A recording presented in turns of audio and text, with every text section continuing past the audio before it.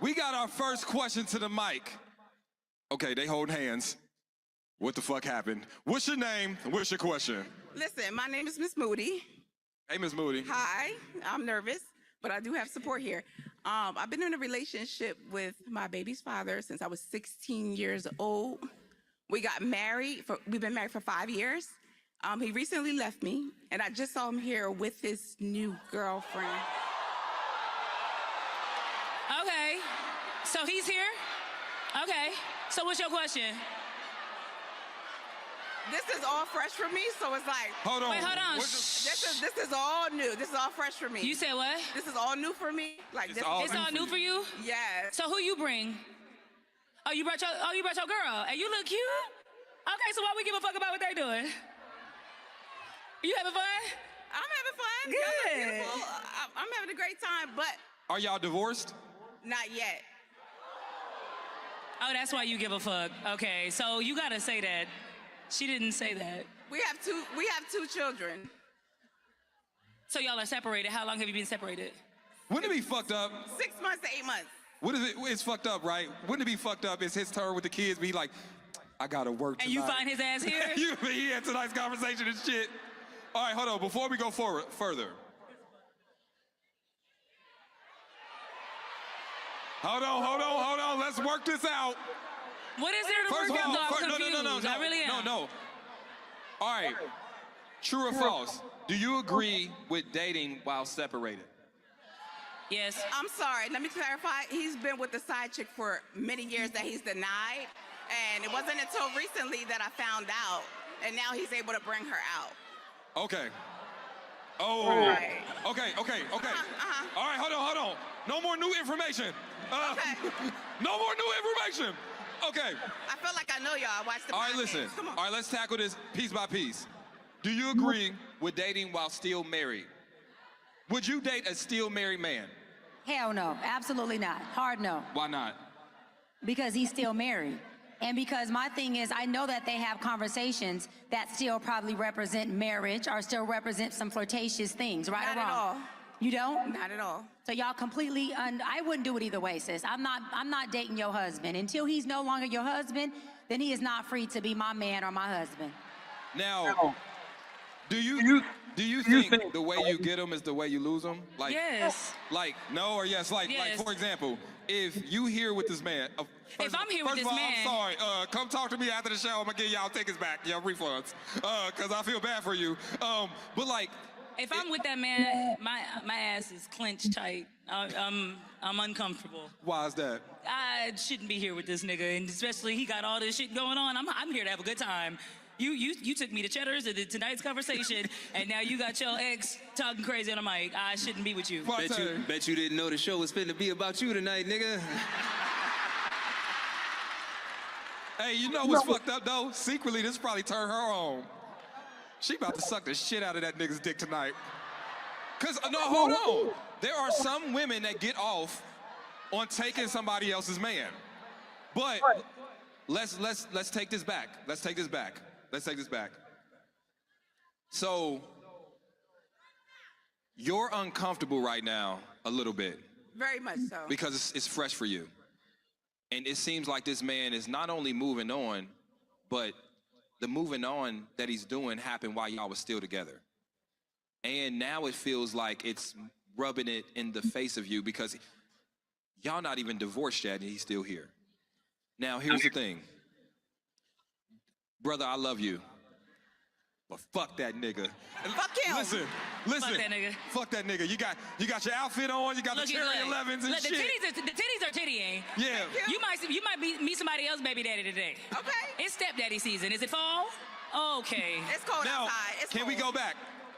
Now let's talk about this point. Is it possible, strong possibility though, not just possible, is it a strong possibility that you can be promoted from the side chick to the main chick? And is that a promotion or a demotion? Cause now I'm the main chick, and in about 2 to 3 years, whenever I piss you off or whenever you're done, you gonna have me in this same uncomfortable fucking position. So did I get promoted or demoted? She's not a smart woman. She's not True. smart. I say that, like, if a man puts you in the side chick position first, that's gonna be your position throughout the duration of your relationship. I think because there's certain traits about you that he's seen that's like, okay, this is cool for the side, but I don't trust you 24/7. I don't trust you with my livelihood, with the codes to my bank accounts, with having kids with me and things of that nature. No, you are a fun time. When we go out and travel or whatever the case may be, like the sex is great, like you giving me head randomly and all of these great things that a lot of times the man is not getting in his relationship. Another conversation for another day. But what I'm saying is this, right? When that man designates you in that position, that is your position, because men decide very, very quickly what your role is going to be in his life, and it's a less than likely chance you'll ever leave that category. Hold on, but Ain't no just self-reflection, nothing. Just monkey branching to the next supply. just because I'm currently married to the love of my life, don't mean I can't meet the love of my life.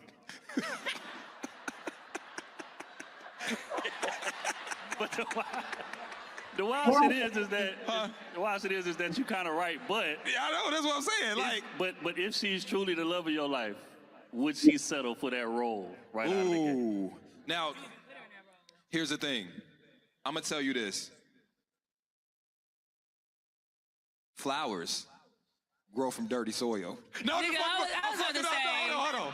Come on. I'm playing. Thank you for your question. I appreciate you. Hey, Now- got a gift for you. Go to my table, boo. Now, I want to stick on this point real quick though. Kitty, why do you think people venture out of marriages without breaking them off completely first before they start infidelity? All right. Let's start. Okay. This is layered, so I'm gonna try to go down as much as I can. Anybody who steps outside of a marriage, usually it's because there's a lack of fulfillment, not blaming the other partner. There's a lack of emotional fulfillment, or they're looking for a void to be filled. Or else they've gotten to that place to where commitment has become a huge responsibility and they're looking for that thrill.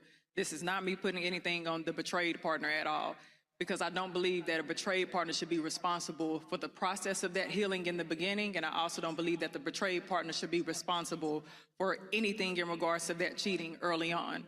But whenever you see that the offending partner, the cheater, steps out, I'm gonna say this to anybody who has ever been betrayed. I'm gonna speak to you all. I'm sure there's been a lot of people who've been betrayed and they have dealt with infidelity before.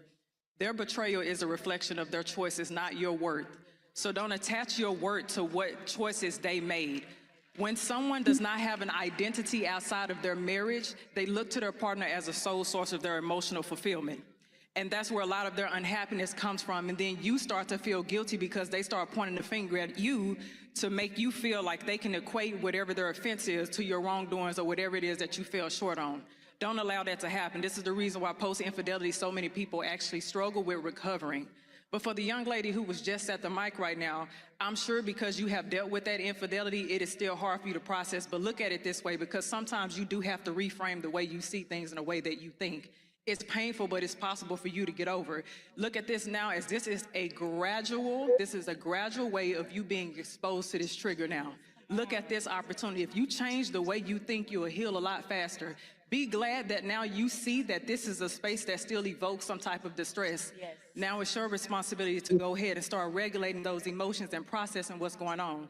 Don't judge yourself for what this person has done. Don't judge yourself if you're angry, if you're sad, if you're confused, if you're disoriented, if you're disorganized. Don't judge yourself. This is where self-validation triumphs self-judgment. Start validating your experiences. You have the right to feel this way. You have the right to feel what's going on in this space right now. To that person who, if she said he's in the audience, oh, okay. Hey, baby. Yeah. Wherever you are, I wish I can say something a little bit in true kitty form. Right. But how disrespectful, how insensitive is it for you, the audacity for you to come into a space where you more than likely knew that your wife, who is still technically your wife, is going to be here. That shows the amount of respect you don't even have for yourself. In this instance, to come into a space like this, you are intentionally trying to punish this woman. I don't care what it is that you all have gone through. If you are not legally divorced and it's still separation and there are still feelings that need to be processed, don't keep on hurting somebody. Think about that. And if y'all have kids or anything else, think about what that's going to do to them as well. You need that woman to be in a good mental space. If you have children, especially for the sake of your home and your children. That's all I got to say. Clap it up, clap it up.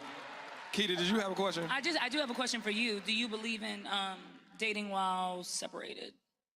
So, Because what is the point of a separation? So listen. It depends on what type of separation it is and what separation looks like for each person. But if me and you have been miserable for 6 months and we've been trying, but we've been talking about divorce and we know that this is coming to the end of our relationship, right? And so it's been 6 months. I decided to go to tonight's conversation and maybe I didn't know that you were going to be there. Am I wrong? Am I a cheater? No, so listen.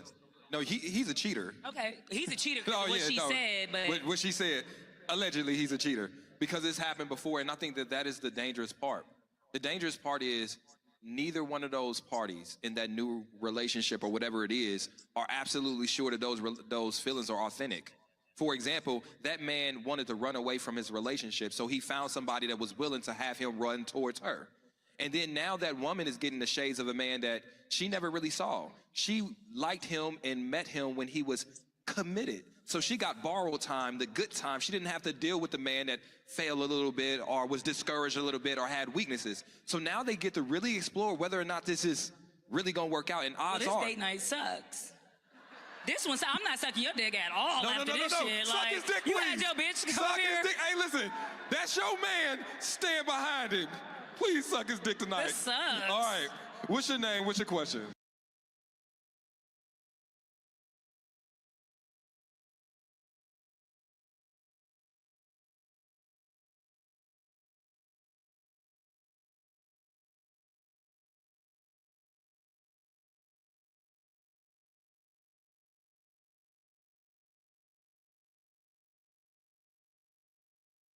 What's the first thing women notice? Your face. That's why you got to take care of it. Simple things like getting a haircut, grooming your face, and brushing your teeth is important. But there's one thing guys miss and that women always notice. It's when a guy isn't taking care of his skin.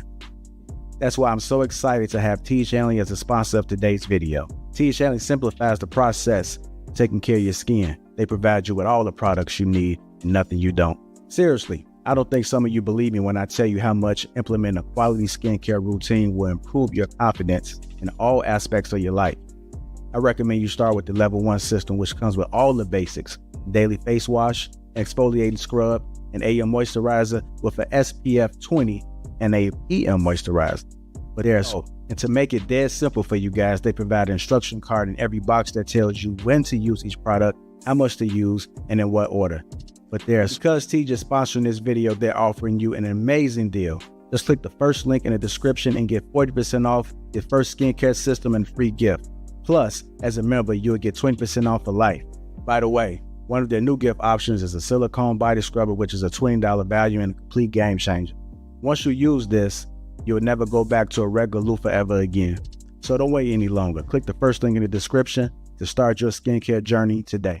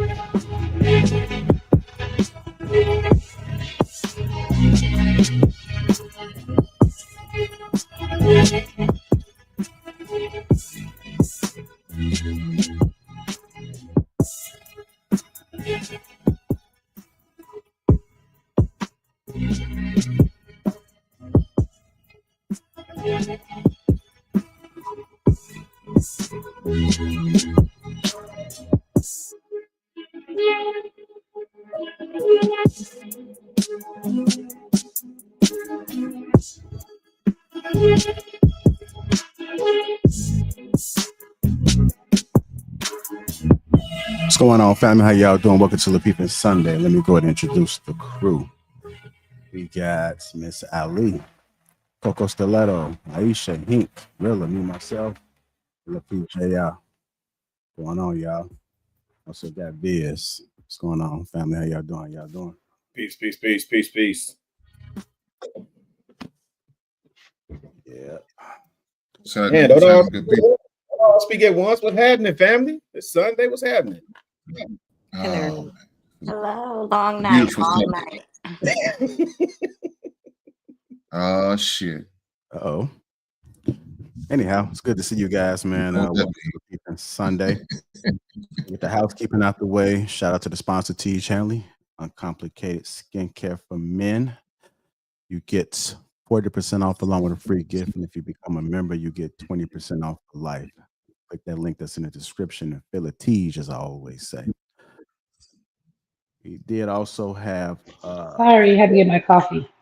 Dedicated to my children's gifted one Lapeef membership. Thank you. And you also get a $5 super sticker. Thank you, dedicated to my children's future. Salute to you. But you guys seen the opening, man. Let's go ahead. Hit the like button. Also, make sure you subscribe to the channel. Hopefully everybody has seen it, but that was a piece from tonight's conversation. Shout out to my brother Trev over there doing this thing. But anyhow, y'all seen the scenario, man. What are you guys' thoughts? It was very interesting. That was a long version. It was a short version that I seen, but that was the actual long version how that played out. What did you think, Aisha? Are we asking the initial question about do you think you should date while separated? Is that? Yeah, I mean, just general, just your reaction to the entire thing. So you can say whatever you want to say with no specific question. I personally, because I went through a divorce, I was separated for a while. It was because when you own homes and property, like sometimes the divorces can be drawn out. So I dated, like I literally dated while I was going through like a year. After a year of separation, I think I started dating. So I don't see anything wrong with that part. What I will say about her is I think that she's still processing everything that has went on in their relationship, her hurt, her trauma, the cheating. So I feel like everything that she said was valid. That's kind of like my take on it. I think that everything she said was valid. I think one of the ladies, Kitty, was like, don't, process your feelings and your emotions. And I feel like she's still doing that. So I couldn't imagine like having someone cheat on me and then parade the person around that they've been cheating or lying and said they haven't been cheating with for 2 years. But I think that's also about like knowing your partner, like, and who you're with and working through those issues, because obviously that wasn't an issue that they were willing to work through, because I know plenty of couples that had infidelity in their relationships and they were able to work it out, go to counseling, go to therapy. So I also think that it depends on how much you value your relationship and your marriage. As far as like, oh, my man cheated, so I'm out the door. But obviously he had this long term relationship, so he was in a full on relationship with another person while he was married. I think that that's different. I don't think you can work that out. Like, you cheated on me once or twice, whatever. But a full on relationship, I don't think I would ever be able to get past that. So that would, but I do agree. Like, you can be separated and still date. I've never dated a married man, but I was on the other end of that because technically I was still married, but we actually had to get a legal separation because I was removing him from like insurance and all of that. So our separation was literally legal. Like, we paid for it, we had attorneys, but the divorce didn't come to a year, I think a year and a half later. So I just think, different strokes for different folks, and it depends on your circumstance. Okay. All right. What about you, Brother Hink? What are your thoughts about that? Well, first thing is that chick was being sloppy, man. Let's be honest. Let's tell the truth. She's being sloppy, and she was intentionally being sloppy about the whole situation. She intentionally wanted to find her way up to that microphone just to let it be known what's happening. I'm sure that probably wasn't her legitimate question she had initially, if she even had a question. But she was being sloppy, so she took advantage of the moment. Now, as far as the dating when I separated, hey man, to each his own. Look, I know I did it a couple times when I was separated. So, but nothing serious, just out getting some ass. But it is what it is. Now, I know in Kentucky, before you can get your divorce finalized, you have to be separated at least 6 months to a year. And in our state, also make you take classes. They also made my son go to counseling. So you talking about a year time span from the day we filed paperwork to it actually happened. Well, really more than that, but officially it was a year. So I mean, to ask somebody to go that long, well, maybe you can, maybe you can't. I mean, but like I said, it depends on what you consider dating. Now, to me, dating means I'm not committed to one individual. I'm just out here having fun with whoever I'm with that day or that night or whatever the situation. I could just be hanging out with a group of friends, and they might consider that. Somebody may say I'm dating one of these girls in the group, and it might not be the case. I'm just hanging out with a few people, but some people may consider that dating, saying you should be going out, you should be enjoying yourself while you're going through the process. Yeah, I don't believe that, because people deal with situations differently. It might be their way of getting past whatever they're going through, and so if that means going out on a date or two, so be it. I look at it like, as long as it's not to the point where it's disrespectful, I guess, to both parties, I think it's all right. I'll leave it there. All right. What about you, Miss Coco Stiletto? Okay, first, can you guys hear me well with these headphones? Okay. I'm gonna go around the roundabout on this. So I'm gonna speak from the perspective of when I went through my divorce. I would say it has yes and no as far as should you wait while you're going through a divorce, because I checked out, I filed my divorce in October. I didn't start dating again until January, which that was probably too soon for me, but it just kind of happened that way. However, I really liked the guy.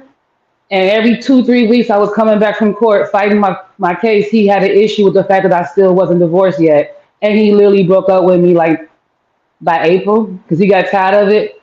And he was like, that means that y'all might get back together. I couldn't move forward because that person was like, he couldn't deal with the fact that every time I came back from court, I still wasn't divorced yet. So in that perspective, to each his own, like Hank said, you just You know, you trying to move on, but at the end of the day, when you still married, you still got ties to that person, and that person, whoever you move on with, they got to deal with that divorce too at the same time. So it just depends on how you trying to rock with it. Like if you just trying to have sex like Hank, when you just trying to have sex, I really like the guy. I'm used to being in relationships, so in my mind, I'm like, I'm about to be with this dude. But he was like, nah, shorty. And even though I was done with my husband, he was like, nah, you still married. So Go ahead, Allie. I know that, well, first of all, I guess I'm not really understanding Hank's comment about how it was sloppy, because I know the way that they advertised that show, because I know they ran their circuit here in Chicago, is they advertise it like prepare for audience participation. This is the time and place and space to talk about things like that. So I'm not sure how I'm understanding the sloppy part. But as far as dating, I can explain to you. I can explain to you when you're done. Hold on, Hank. Hold on. Let her finish. Yeah. As far as dating when you are going through a divorce, I know it's so variable depending on the state. I know Illinois can take up to 4 years. That's a long time. So I do think that there are certain things that should be in a row before you start dating, like have the legal separation paperwork to say that you are legally separated. And I think that's okay. But the people that are out here dating when they're don't have any of those things together, they're still living together, they do, all of that stuff, I think that's where it gets really messy. But yeah, to Coco's point, it may be too soon, even if you're 5-6 months out, give it more time. But yeah, I think it just really varies by state, because like I said, 4 years is a long time.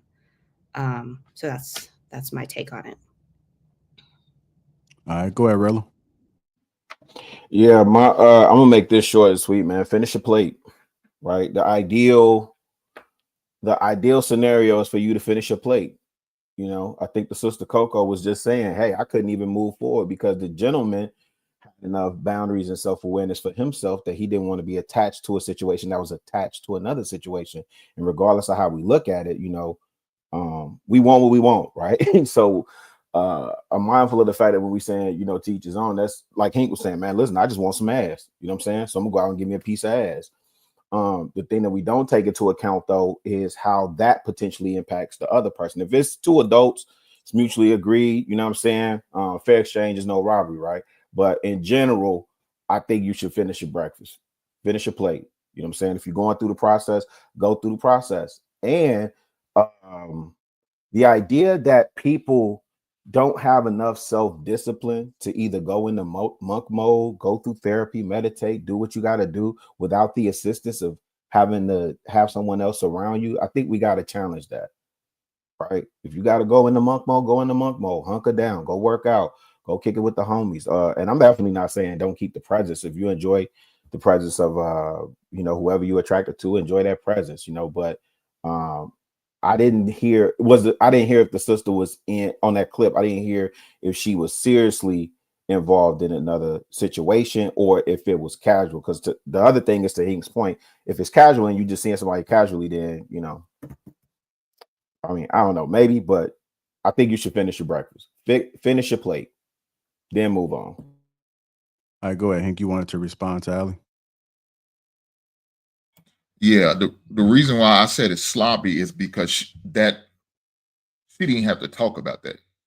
She didn't have to bring that up. She just used that moment to bring her business to the forefront. That's what she did. She intentionally did that. That's why I said it was sloppy. Why she did that? Why did you have to bring up your ex is here with his new woman or mistress or whatever title you want to call it? She did that because she wanted to be sloppy and wanted to see how the panel was going to respond and react to it. That was a whole thing to try to embarrass the man. That's exactly what she was trying to do. So that's why I said she's being sloppy. duh. I mean, that's not being sloppy, but duh, her intent was to put him on the spot with the girl. So I don't think it was sloppy. I think she had a chance to get her jab, whatever it was. Y'all know whoever's been through a divorce, y'all know it can get to war. It can get tit for tat. That dude came to a talks and conversation show that talks about relationships, and he's still married and he's out there with the side chick. He walks himself into that fire. Sorry, boo, you got trapped, burn. So no, she wasn't messy. She did what she did. She said what she said. And Nah, she don't owe him no grace or the girl he with grace. Get up, get out. What y'all got to talk about? That's that's the, And the that's the, way they advertise. probably why he was fact cheating that on you, her ass in the the first fact place. but that you wait, don't even think that's sloppy, the fact that you don't even think that's sloppy lets me yeah, know that's further know I know how sloppy that really is. Because you sit there and say, but he should, despite of whatever the case may be, why You do razzle, I everybody have dazzle. That's how she felt. why does You razzle, I dazzle. why okay, why does everybody got to put all their business like that out in the streets? Man, let me tell you what also makes you, it does make you look bad.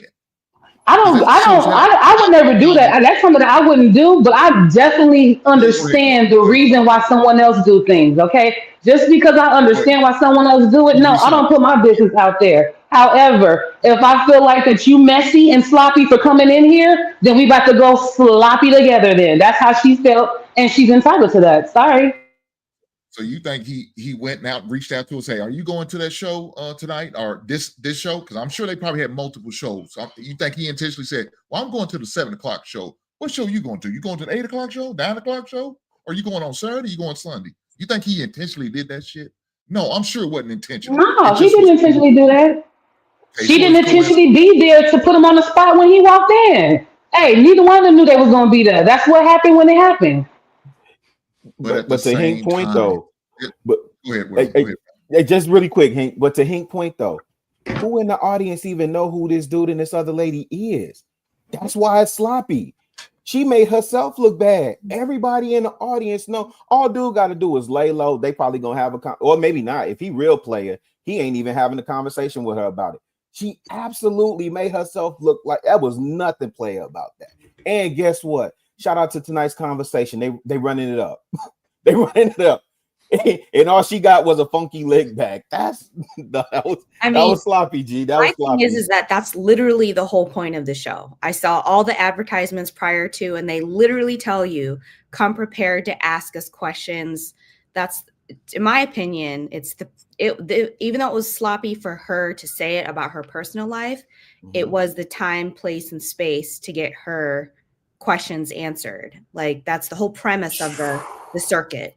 As messy as it is. Thank you for making that make sense, because I couldn't figure it out. But that's what I mean. You're coming to a talking conversation.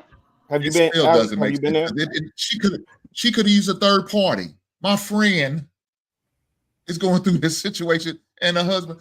She could have said anything. That's not a therapeutic session for her. Who got time to lie? You gonna put your business out there? Why put your business out there and put somebody else's name on it? It is what it is. Yeah, but everybody knows that it's not a therapy session. Right. The ads were running on Instagram like nonstop. I got it. Have you been to the production? Have you seen it? No, Yes, I have. They came here in Arizona. I went to 2 of them. I know exactly how I go. They tell you about the questions first. When you get there, you get to write down your questions. They keep the questions in the box so that they know what to do when they on the panel. And then they still go out there and they grab the box and this person here and they ask the questions. I know exactly how it works. Okay, so now here's a follow-up. Where's the therapy session, or where's the support and aid and assistance for after they ask their questions and they the ones that still got to go home with that situation? It's sloppy. That's not a therapy. That's what the problem is. Y'all be trying to expect these people to have PhDs in relationships and stuff when you know this is a public, real panel, and there ain't nobody no PhDs in there. Right. It's great. So why are you looking for therapy and talks and recreation or whatever they call it? The only reason why she would get up to ask the question is if she's looking for therapy. She's looking for help for it. So I think y'all, I understand what y'all saying, but y'all got to think like the common person. People are literally going on the show for therapy. That's it. They're going. Crazy. That's crazy. I look at it. None of these people got degrees on this stuff. It's just all everybody's experience and what they found on the internet. I thought Kitty had a degree or something like that. Doesn't Kitty have a degree or something? So people, especially women, because we primarily see women go on the show, they are going on that show for therapy. I don't know why y'all acting like that's not true. That's all the way. I didn't say that's not true. Some people do got issues that they think that that's therapy for them. I'm not excluding that at all. But if you really think you're going to get questions answered and you need therapy and not just try to get some insight on your view and see if someone sees it the way you see it, that's two different entities of trying to get therapy and trying to get insight on your current situation. I think that she It's the wrote the same. It's the situation same down. damn thing. I She think could that have. she She wrote could have that question easily had down. got up there. Yeah. She could have easily had got up there and said exactly what she was going through without, you know what I'm saying, bringing attention that dude was there. Just like he said. I get that. She's emotional though. She didn't know that was gonna happen. She acted off of her emotions. It's That's done. So She's you already feel did it. So now what you for gonna the do? for Is the focus man to on hit tearing her, her down? let him She already answer, did it. She Coco. hurt. She hurt, and that's why So she you gonna did let it. him So what you talk? gonna do? That's all that's important now is just to tear her down because oh she shouldn't have said it. She should have Okay, I did it do this want. way. It's like she going through a So you divorce, and think if your you've never friend been through one, you your don't friend going know. too hard for this heifer? Is that Okay, your I do best want to. friend? Hold on. I do want to ask Call you me a guys. heifer one more time in that context. You can Like call I me do a heifer, want. but not in that context. Okay? I didn't call you Okay. her. One more time. I said, is that heifer your friend? Because you going hard for her. That's what I said. See, No, you don't no, listen. no. I'm a You don't listen. girl's girl. I'm a girl's girl. I've always been that. I know that we do some dumb shit. I am a girl's girl, but I also understand where our actions come from when we do things like that. I understood why she did that. No, she didn't have It's to. still I would sloppy be though. embarrassed herself. But okay, sloppy, Yeah, call me sloppy. we I don't all use No, that I'm understand. word, so saying it it's Yeah. doesn't sloppy. matter. I don't use Okay, that I word. do It's want sloppy to to. you. Okay, I Some do people want to flip didn't it. think it's sloppy. But we're not Yeah, gonna hell end no. that girl situation on her being sloppy. Just not gonna happen. I do want Nah, to it was flip it. sloppy. I do want to flip it. Ask the gentleman. Like I do want to ask the gentleman this. How do you guys feel about him bringing a woman to the show while he was still married? I mean, I missed the beginning of it. I don't know if she said how long they've been separated or whatnot, but I'm almost confident that she's been on dates, especially if she got up there to blast them out. I mean, like we all said, that says a lot about her character. Now, is he wrong for being there? That's hard to say. Maybe he feel like he he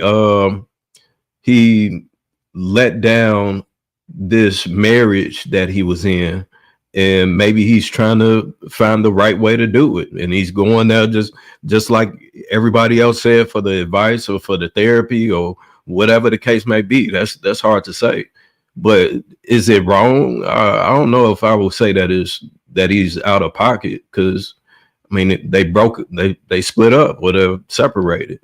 So that's what you do. You go on dates with people that you're interested in. So I think the only word he's wrong for cheating. That's the only place he's wrong at. He's not wrong for going to that show. He's not wrong for seeing that girl. He's wrong for cheating. That's the only thing he did wrong. He cheated.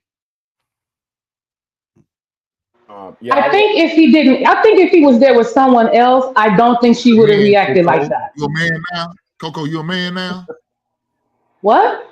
he was You saying said let the he was men asking the now. brothers first. I was about Oh, to I was just my bad. yeah. I was just Oh, you responding. I good. was just saying. You, Yeah, I was just saying you like identify. You maybe might she wouldn't have identify. reacted You that way identify if he with was with somebody else. Hank, I think that Hank she and White reacted that Wall. way because the girl that he was cheating on was there too. I think a lot of that Coco, hit was on the girl too. Coco, let me get my piece Bro, in, and then I think JR is gonna pivot she to the identifies ladies. as a man, bro. She identifies as a man, so she has the right to answer. I think JR is You know gonna pivot what? to the ladies after I get my piece in. Oh dang, Hank, Hank, you mother. Listen, I actually I kind of I agree with Hank in a sense, right? I don't know about the choice. I don't think he necessarily sloppy because, like Hank said, like I don't think he planned like, oh, she gonna be there, I'm gonna be there. I think that's an interesting first choice or an interesting choice for a date night. But I do agree, like he's wrong for the cheating part.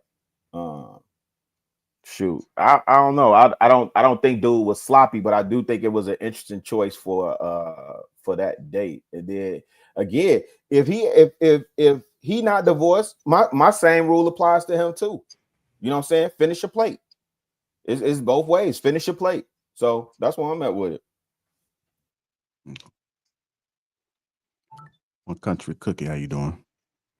So did she say how long they've been separated? I thought she said 6 months. I thought that's what they said in the it might. I could be wrong. 6 months. I thought that's what I heard. I could be wrong. Viz, you Yeah, think that's I enough think she time? said. I think she said it had been going. That it was for 6 months. Like they had been separated for 6 months. But I think that I do not agree with Coco and Ellie. I think that she did all of that in poor taste, and I think as women, because what I think in my mind is the access that our children and things have to social media, right? So I just don't think that she thought the effect that it would have on her kids. When you get up there and you put your business out there to the world, there's a possibility that your parents, your children, all of these people are going to see these things, right? So I think she did do it in poor taste. And I think that it was very much so emotionally driven. Like she seen him there. She probably had written down a whole nother question, right? But she seen him there and she was like, I'm going to take the opportunity to confront this situation. Ma'am, you guys are going through a divorce. You've already confronted this situation, right? You already know that he's with this lady. So what was the point in that exposure of it? I don't think, like the rest of the guys said, it's not a therapy session. Even when we sit on our panels, this isn't therapy. We aren't licensed therapists. We're just having a discussion. So I think that it was done in poor taste. And the way she even presented herself with her boobs out, like it's a lot of questions. It's a lot of questions that I have. Like, why did he start cheating? Like, I would love to hear his rebuttal to, because sometimes women lie, right? And I'm like, I want to know like what really was happening in that relationship, because why did he have this other woman on the side for years, right? And you claim like, oh, he was lying about the lady. So how long did you know he was lying and you stayed? So I just have so many questions that I feel like I can't make a sound judgment on her because she questionable. Like I just think so. Even with her, like if that was my homegirl, I'd have been like, girl, sit down, don't even get on this mic, right? So for women, and I have a hard time with this with ladies on this panel, you guys never hold each other accountable. For like women, it's like it's hard for y'all to just say the lady was wrong. The lady was wrong for getting up there and exposing all of that. She was, regardless of what it's for, that was done in poor choice or in poor taste. And that's how I feel. I feel like it's a lot more to that story that we don't know. And I know she shouldn't have got up there and aired that man out because that's not going to help her. She's not getting nothing out of that but more discourse in her divorce. It's going to cause even more problems. Those actions damn near tell us that might be a big factor as to why they're even going through that situation. I mean, if you're gonna publicly put yourself out like that, and like you said, this is a public platform that's without a doubt is on the internet. So your kids will see it. It ain't if, they will at some point in time. Your grandma, your auntie, your godmama, the motherfucker you work with, everybody. So it was tacky and messy as hell. But I mean, at the end of the day, if he was cheating, then I mean that's grounds to that is open grounds to divorce it, especially if it's been consistent. So we can't deny that. I don't have nothing to say against that. But if y'all are going through the stages of divorce, y'all separated, it's been 6 to 8 months, and you just so happen to take your new chick to a thing where y'all might bond, hey, shit, so be it. More power to you. Life goes on. Because the same way that she dealt with her titties out, she looking for attention from somebody, and somebody damn near cracked her that night. So the only difference is that one person got up and said something, and the other person is in the shadows. All right. Go to you, One Country Cookie. I have no idea what you all are talking about. Okay, so we're talking about incidents that happened on tonight's conversation where an audience member, which is a young lady, stepped to the mic and she basically asked them a question about how they felt. I don't know what the question was, but her legal husband was in the audience with another woman, which was the side chick that like he was allegedly cheating on her with, and she decided to kind of point it out. And Did she point him out? No, he didn't get pointed out, but she spoke on it, and the tonight's conversation panel chimed in about it, just giving her some advice and was speaking with him like indirectly, even though they didn't know who he was. And Did she say he was there? Yeah, he was there. He was right No, there. did she say he was there? Yes, she said he was there. She wrong. She wrong. Has she asked that question and not mentioned the fact that he was sitting in the audience? I'd have maybe let her make it, but if she was like, he's here, but I didn't see it, so I don't know. But if that even came out of her mouth and she even implied that the man was in the same room, she's definitely wrong. I'm gonna just play maybe like 1 minute of it, and then I'll get your perspective on why you felt that she was wrong. Okay. Question to the mic. Okay, they hold hands.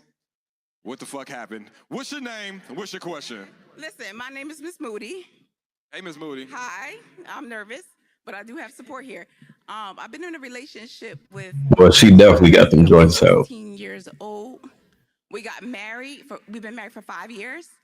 He recently left me, and I just saw him here with his new girlfriend.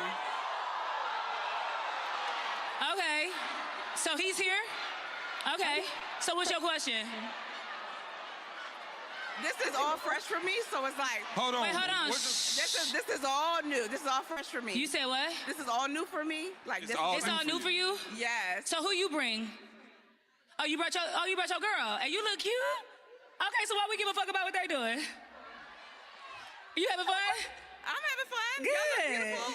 I'm having a great time, but Are y'all divorced? not yet. Oh, that's why you give a fuck. Okay, so you gotta say that. She didn't say that. We have two children. So y'all are separated. How long have you been separated? Wouldn't it be fucked up? 6 months to 8 months. What is it? It's fucked up, right? Wouldn't it be fucked up? It's his turn with the kids. Be like, I gotta work tonight. And you find his ass here? He had tonight's conversation and shit. All right, hold on. Before we go further. Hold on. Let's work this out. What is there to work out? All right, there you go. So why do you feel like she was wrong for doing it? I feel like she was wrong because maybe she ended up asking a question, but she should have just led with the question. I thought that was a little bit extra. I mean, I don't feel like, I heard some of the men's feedback. I don't feel like the kids will care because he the one that cheated. They're not divorced yet, and he's out with the woman and he's not even divorced yet. That's technically, that's tacky too, but they both tacky. But she definitely is the one that stood up at the mic, so she's wrong. She shouldn't even mention the fact that he was there. I thought that was unnecessary to get whatever question she wanted answer. I've been to one of those shows. You don't have to do all that to get your question answered. Hey, JR, did she? Because she didn't. She just made a statement. She didn't even ask a question. Does she ask a question later? Does she go on to ask a question? That's what I want. They asked her what was her question, and she was about to ask it, but the panel kept being, the panel goofy, so they was being goofy and funny and stuff, but they never let her get the question out. They didn't let her, or she didn't have a question. Well, it looked like she was going to ask her question, but again, the panel still got to entertain, so they the guy jumped in, was I was wait a about minute, to say they didn't help. They were just trying to, the show must go on, so. When they asked her, do you have a question? One of the ladies like, do you have a question? She was about to ask it. It looked like she was about to ask it. But then, they was like, well, hold on. Before we go there, before we move on, the panel was just being, tonight's conversation. So I don't think she ever got it out. Then they went into giving her advice, but she never got the question out. And she should have asked the question. Or she never even, or she wasn't even, when they did ask her, she had a question. She wasn't even able to answer whether she even had a question or not. She did have a chance, though. She got cut off. No, she had a chance when she first got the mic. She could have said it then. She chose not to. She chose to make an issue first. Then she's gonna try to, I guess, sneak her question in later. Man, you done brought up a hot situation. You think they gonna horn in on your question? Fuck your question now. I want to know more detail. What is this about? They not even worried about your question no more. Your question is irrelevant now. But if they asked her if she had a question and then they continue to not allow her to But that ask was the question, after her narrative. well, yeah, but you got to understand that, you know what I mean, how people operate. Sometimes they come out and tell the story first before they actually get out the, you know what I mean? If you need further questioning, we've seen it happen on this panel. Somebody may come up and tell their story. And then when we be like, when they ask them, like, well, okay, what is your question? And right when she was about to speak about her question, they called. Her question probably going to be then. I think her question would have asked them. I think her question would have been. I think her question would have asked them, how did they feel? What do they think about her husband being there with another woman while they're still married and got 2 children? But that's like me leading. So she could have asked that and didn't even have to say that her husband is there with another woman. She could have asked that. She chose not to, Sweeney. She wanted to be sloppy. And guess what? They horned in on it. They did what they supposed to. They said, oh, we got something here. We got something here. We about to go viral with this one. And that's exactly what happened. They did what they supposed to do. I don't blame them. I blame her for being But sloppy. I feel like it's disruptive because that's like me popping into the chat or into the panel and being like, yeah, y'all, last time I was on here, I got into it with somebody, they on the show today and blah, blah, blah, blah. That's just, I just find that a little bit messy. You know what I mean? It's childish. We had that happen before. My question is, all right, JR, what was your initial question? Was your question about what she asked or her situation in general? Yeah, because I missed that too. We can't hear you. You muted. I was just asking just a general reaction off of what people seen, so they could have just went anywhere with it. But while I have the floor, Bruiser did send a super chat, $20. Thank you, brother. Says y'all heathens, y'all stamping off on adultery live on Black Network and have the audacity to promote community change and improvement. It is disgusting to hear men not hold men accountable for such foul behavior. Because he's definitely foul. Well, I mean, that's undeniable. I don't think anybody denied that. Nobody said that it wasn't foul.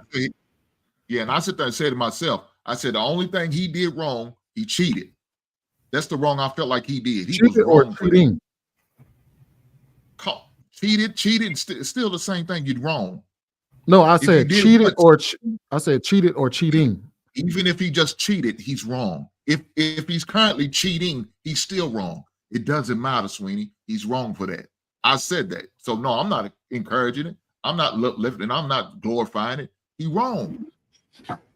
So do you see anything wrong with him being with another woman while still currently married, even if they're separated? So, like I said before, it depends on the situation, though, because you got some states where they, like I said in mine, they make you go 6 to a year before you can even file paperwork to divorce. I think some other else said it makes you take a couple years before you can do it. So it depends on your state. So you expect somebody to go that long? Well, I don't know. Like I said, I know I admitted myself. I said during my separation and we was in the process of divorce, I dated. Now I didn't have no relationship because my lawyer said, "Hey, don't get in no relationship. Don't put no more fire on the situation that it already is." So only thing I was doing was just fucking a couple chicks. But it wasn't no relationship. I wasn't going out with them. I'm definitely not going to the confrontation tonight or whatever the show called. I would never do nothing like that. We didn't go in public. Hey, but I feel like, and this might be a reach, but just off the strength of the outfit that she's wearing, there's no way that y'all can tell me that she not out there doing the same shit. I doubt. I don't think that she's being keeping it tight. You know what I'm saying? The whole time. Like, come on. Let me answer Sweeney's question real quick though. So come on now. I said, and shout out to Bruiser too. I said ideally you want to finish your plate, right? And I said that for her, and I said that equally for him. right? So if you still married, finish your plate. And we also, I said, we got to dispel this notion that people are not autonomous human beings in charge of themselves. You understand what I'm saying? That if you got to go into monk mode, go into monk mode. Whatever you got to do, right? So it's the same on both ends. Finish your plate. Once that's it, I think the sister Coco, before she dropped, she said a dude didn't even want to deal with her. She didn't finish her breakfast. She had another situation going on. He couldn't commit to it. So, but shout out to Bruiser though. I was gonna say to respond to Hank, it shouldn't matter whether it takes whether the state says it's 6 months, 8 months, or 2 years. When you entered into that covenant with one another, y'all should have understood the ramifications if that marriage was to break down. And you're supposed to accept the fact that that's the whole point when I talked about I don't care what people do as long as you're willing to accept the consequences. Part of those consequences of getting married is that if you ask for a divorce or you start the process of divorcing, you're not supposed to deal with somebody until to Chicago Real finish your plate. If that takes 2 years because you're in a state where it says they're gonna require you to give 2 years, then you have to give 2 years. That's a part of the either that or get back with one another if you want. If you still want some, if you want ass, then have ass with your then have sex with your wife. Can I say something? I think we looking too deep into this. Nobody would have known that bitch husband was there. It's not about not said that shit. It's not about that. It's about what the actual situation is. About. That was the whole question, wasn't it? No, my question is how do you feel about people who get married, who date, even if they're still married? No, Sweeney just came in and tried to change the subject. No, Sweeney came in and changed the subject. That's all. But you're right, Cookie. Well, I mean, just for clarification, there wasn't no question on the table. It just was a free fall, and how you felt to react to it. So I think people have questions based off of like people's perspectives on how they saw it. But if I'm gonna be honest, I mean I do think he's wrong. I do think that it's because I've seen situations where people did get back together. You know, even if you started dating and then now you're involved in somebody else, and then things they just have a moment.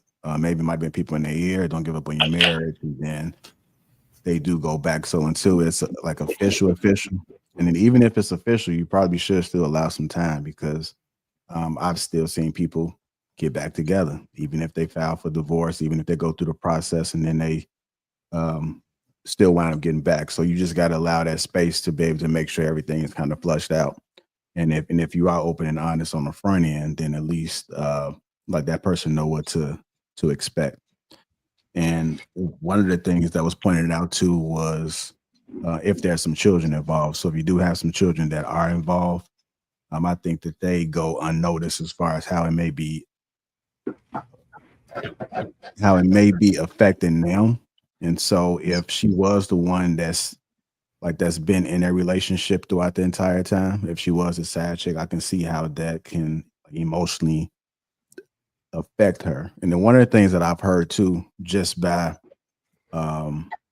living, is that you can't tell somebody how they're supposed to forgive and heal and how to deal with the trauma and how to respond to trauma. So I don't think we really factored it in, because if it was the other way around, let's just flip it and say that he was there with one of his guys and he's seeing his chick there with another woman, I mean with another man, then he wouldn't. I don't think he will call it out on the mic, but it might be another way. He might go up there and start a confrontation.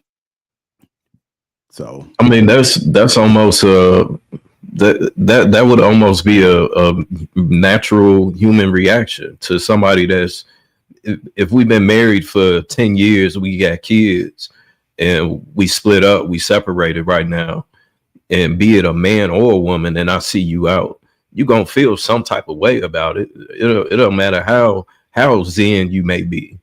That's going to trigger some type of reaction. So I agree. Yes. So that's how women, women are emotional. So her doing that, it doesn't surprise me. Now whether she put her business out there, yeah, it might be one of those things back, like I should have never put that out there because now the whole world sees this. But like in the moment, I can understand where a woman would take more of an emotional route, where if it was a man, he'll probably would be confrontation. You're probably moving chairs up in there. No, I'm No, sorry. I gotta say, I'm maybe it's because I had a dad, man. I think if I wouldn't have said nothing, a fight seriously would have broke out. Like they would have been like, "What happened? Why did she do that? Why did she attack this man and this woman?" Because I just feel like the whole microphone thing was like a petty, like maybe she's scared type, sideways. This like, nah, we either doing this or we not. Either I'm gonna leave or you leaving. That's just the way that I see it. But maybe I'm just a little too country. I don't know. Don't we think? All right, so if and so we saw a man. I think that Viz's point, the natural reaction that a man might have is to start a confrontation with the guy up front. Yeah, it's gonna get physical. But a woman's natural reaction, what do we say that women tend to do? What is it? They innuendos. They use their mouth. They use their voice. So her natural reaction was to go up there and call out and say, "Hey, my man is up here with another woman and he married to me." Wait, you're saying? Yeah. I know it may not be you. That's 50-50 because it's some chicks out there. As soon as they see that, it ain't no thinking, ain't no talking. It's just straight reactions, and they couldn't put their ass through. So still married? That's on site. So you would go. So hold on, wait. Let me get this straight. Hold on, no, Cookie. Hold on, let me get this straight. So you said that you have an issue with her going up there and publicly shaming him and bringing it up, but you would go up there and be at tonight's conversation throwing hands with the other woman. Yeah, during the break, yeah.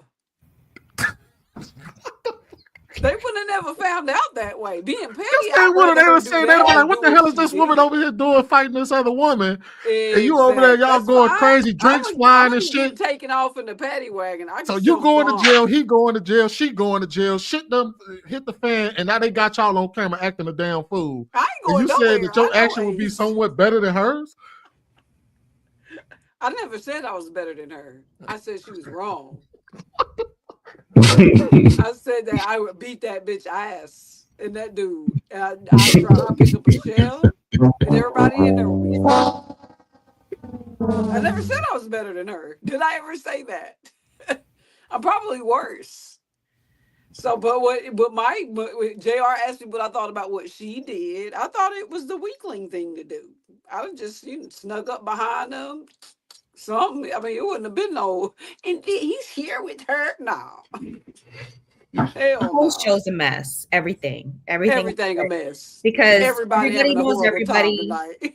Yeah, there were plenty of people there that had similar friend groups. You know, that's exactly how it went. They probably went to the same type of bars afterwards, saw each other, kept the conversation going. Each community that circuit runs through is a hot mess. And I'd be lying if I didn't say it's entertaining because I was. I'm sorry. That's So it was sloppy space. It'd have been even sloppier when I got finished. Yeah. You over drinking vitamins? Kombucha. Hank, you ain't gonna say nothing about that, Hank? She finna cleanse them intestines tonight. I do about Cookie throwing up there throwing hands with the other woman. He know me. He know I'm not lying. That's what she gonna do. That's what she gonna do. Look, man, I'm not gonna knock her for a truth. Wait, what? I never said I was better than that woman. I just not do that different. Oh, I mean, honestly, I don't agree with neither way of handling it. I don't agree with neither way of handling it. But if that's how Cookie want to handle it, that's how she want to handle it. I didn't agree with the way that chick did because I thought that was sloppy. But if that's what she want to do, that's what I want to do. First of all, she called herself Miss Moody. So you already know she's a goddamn Moody. That was ain't a goddamn name. But guess what? She should have been Miss Emotional. She was right there. Yeah. Man, look her. She was right there with her, helping her. No, girl. Don't tell it. She was getting laughing inside. I'm glad my man ain't doing this. Moody would have popped off. She was Miss Emotional. Hey, but Sweeney, to be honest, I would respect her approaching them over getting up and making a big scene about it. And if it come to throwing hands, then hey, it come to that. But to involve a whole a million people, who knows how many views that show that clip has, but to involve a million people into it, that's messy as hell. Viz, you supposed to keep that player, fam. But we hold on, wait. Cookie didn't say she was gonna go up there and just have a simple conversation with him and say, "Hey, why are you up there?" She said she was going up there to throw hands. That means, yeah, dog. when they on the way to the bathroom. When they break, she gonna go up there. You think them cameras shut off because they on break? They gonna turn the camera right to you. In the hallway, sweetie, you been there. They gonna bring the cameras out there, turn right to you, and say, "Look at these motherfuckers out here fighting." It is what it is, and she gonna be the one that's. And guess what? They gonna know exactly what's going on. And if she say something, she getting a jab and a hook. That's just they gonna know exactly what's going on because you're gonna be while they dragging you to the paddy wagon. You'll be like, "Stop fucking my man." I'll be like, "Man, you a bitch. We got kids and we still married." That's all I would say. And then they gonna ask the people afterwards. And everybody did tonight's conversation gonna know exactly what happened between y'all, and it's gonna still reach millions of people. Then you get to the jail and you act like you don't know what happened. I lost it. That's called a crime of passion in the state of Texas. They're gonna know exactly why y'all. Tonight's conversation gonna know exactly why you was out there fighting in between. And they gonna put you online. She already got her buying everything. She says a crime. They gonna put her whole scot free. She gonna be on Instagram. They gonna be woman went crazy because she caught her man up here. I saw somebody else and I just don't remember what happened. Jermaine, all right, so let me go ahead and switch gears, man. Get to these. That's right, JR. Alice, $2 says we need more Aisha in the world. Great take. Caesar's Palace again, $5 says the lady said they were separating, getting divorced. It's been 6 months or so. What did he do wrong? You can't put your standards on me. He's all good. Sleeping, being with another woman while married. That's what he did wrong. Your contribution. I agree with you, Sweeney. I was just saying how I would react. That's why I would react like that, because of what you're saying. And I also right. think that it's very hard He as want a to switch woman. gear like he got stick shift, but y'all ain't gonna let him. I see. No, I just have one more thing. I just think that it's hard as the women. Like your husband has been cheating on you for 2 years, because she said he cheated on me with this girl for 2 years, right? And he always lied about it. To then see him with that girl that he's been saying he doesn't exist. So in her mind, she's like, this girl took my husband, right? Like, she took my husband. And I feel like that's where the frustration came in. I feel like she was more upset at the woman than she was at the man. Aisha, you'd have popped off? It would have been some smoke in the city. Thank you. This is unfucking believable. None of y'all finna keep it player. This is unfucking believable. Ain't gonna be no That's a microphone. ruthless chick. They just gonna be like, what happened? He said, call me sloppy. It's gonna be some smoke in the city. Yeah, dog. That really Ain't no different than her did. But I feel like I wouldn't have. You don't want these women to incriminate themselves. I feel like I wouldn't have, at my big old age, I wouldn't have put myself in that situation in the first place. Like, I know that's right. I know. Like, it just wouldn't have happened. I wouldn't have put myself in that situation. Y'all, I'm talking about 25-year-old. Wait, so you hold on, 25-year-old, she would have got as soon as I would have seen her. No, don't try and cover it up now, Cookie. No, you talking about right now. You talking about right now, Cookie. Wait a minute. We just spent y'all just spent almost 35 minutes criticizing this woman for just talking shit. And y'all talk about y'all gonna be at tonight's conversation throwing hands. That's because it was going to jail. Yeah, we talking mad about it. She ain't getting on no mic. What you get on the mic for, sis? Bring bullying back. That was weak. If we gonna go all the way. And I feel you on that too, because if you gonna go hard, she should have pointed both of them out, because that's what I would have did. I would have pointed both of them out. Don't mess it up, East. Don't mess it up, East. You had a great take on the great show and leave it right there. Everything she said before, throw all that shit out the window. Take the win and go, East. Yeah, dog. Throw all that shit out the window. Go ahead. Let's switch gears. Come on. Elevated 9 Hill, another for 1 month says, peace panel. If it's hubby, you can't talk about it. You got to be about it. All right, with that being said, hit the like button. Also, make sure you subscribe to the channel. We're done with the icebreaker. Now let's go ahead and get into the conversation. A woman doesn't gain purpose in marriage. A woman doesn't gain purpose in marriage. So I got a few clips I'm going to play. One of the clips, man, which I think is relevant to the conversation, which happened last Wednesday. So I'm going to run and play that. That was between Ash and Clout.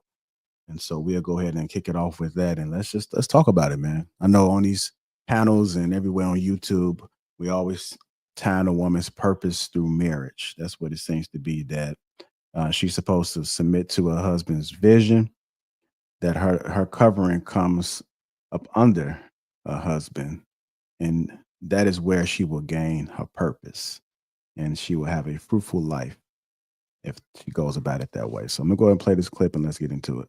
Y'all ready? All right, here we go. Another thing, I hear everybody speaking about purpose, but I don't think people really understand what that is. In order for you to understand what your purpose is, you got to get a connection with God. Only God can tell you your purpose, because God is the one who created it. In order for you to understand your purpose, you need to have a relationship with God, and that requires you to pour into God first, right? Not into a man, not seeking a relationship with nobody else, but that relationship and you understanding your purpose, right, is the time where you're supposed to be single. So when I say you being single, that is you pouring into yourself, you pouring into God, getting a relationship with God. That does not mean you outside hoeing. That does not mean these type of things. Also, women, can I finish speaking? Go ahead. You got it. Thank you, Mr. Jones. You got it, but you're gonna get cooked. But go ahead. I appreciate it. Yeah, let me cook. You know what I'm saying? I'm on fire right now. All right. So, all you're doing is seasoning yourself up for me. That's fine. Anyway, that smoke detector's going off so bad, you cooking so good. Go ahead, Ash. Do your thing. I really feel like a lot of times men, you guys don't understand that in order for us to be good women and good wives, for you got to understand our purpose and understand the type of man that we need, the type of man that fits us, because we're going to go under you, right? And submit to submit to you. So in order for us to help and be a nurturer and help build your vision or to add on to your purpose, we got to understand what our purpose is and what our role is, right? And that's the difference between having a good woman that's going to uplift you or bring you down. You guys don't match, and she don't understand her purpose and her role. And a woman has a role and a purpose outside of just a man. It's not just a man gives her purpose. I have a purpose outside of me having a man. That's all I'm going to say. All right, I have to respond because I love when y'all bring up religion, right? And bring up God. Damn, JR, you can't. Y'all talk about essentially how you have your own purpose, but if we go to any reference in the Bible, your purpose biblically is towards your man. It literally says that the hierarchy goes from God to man, man to woman, woman to child. The Bible also says that when like scripture is being spoken, or like in the church, women are actually supposed to be silent.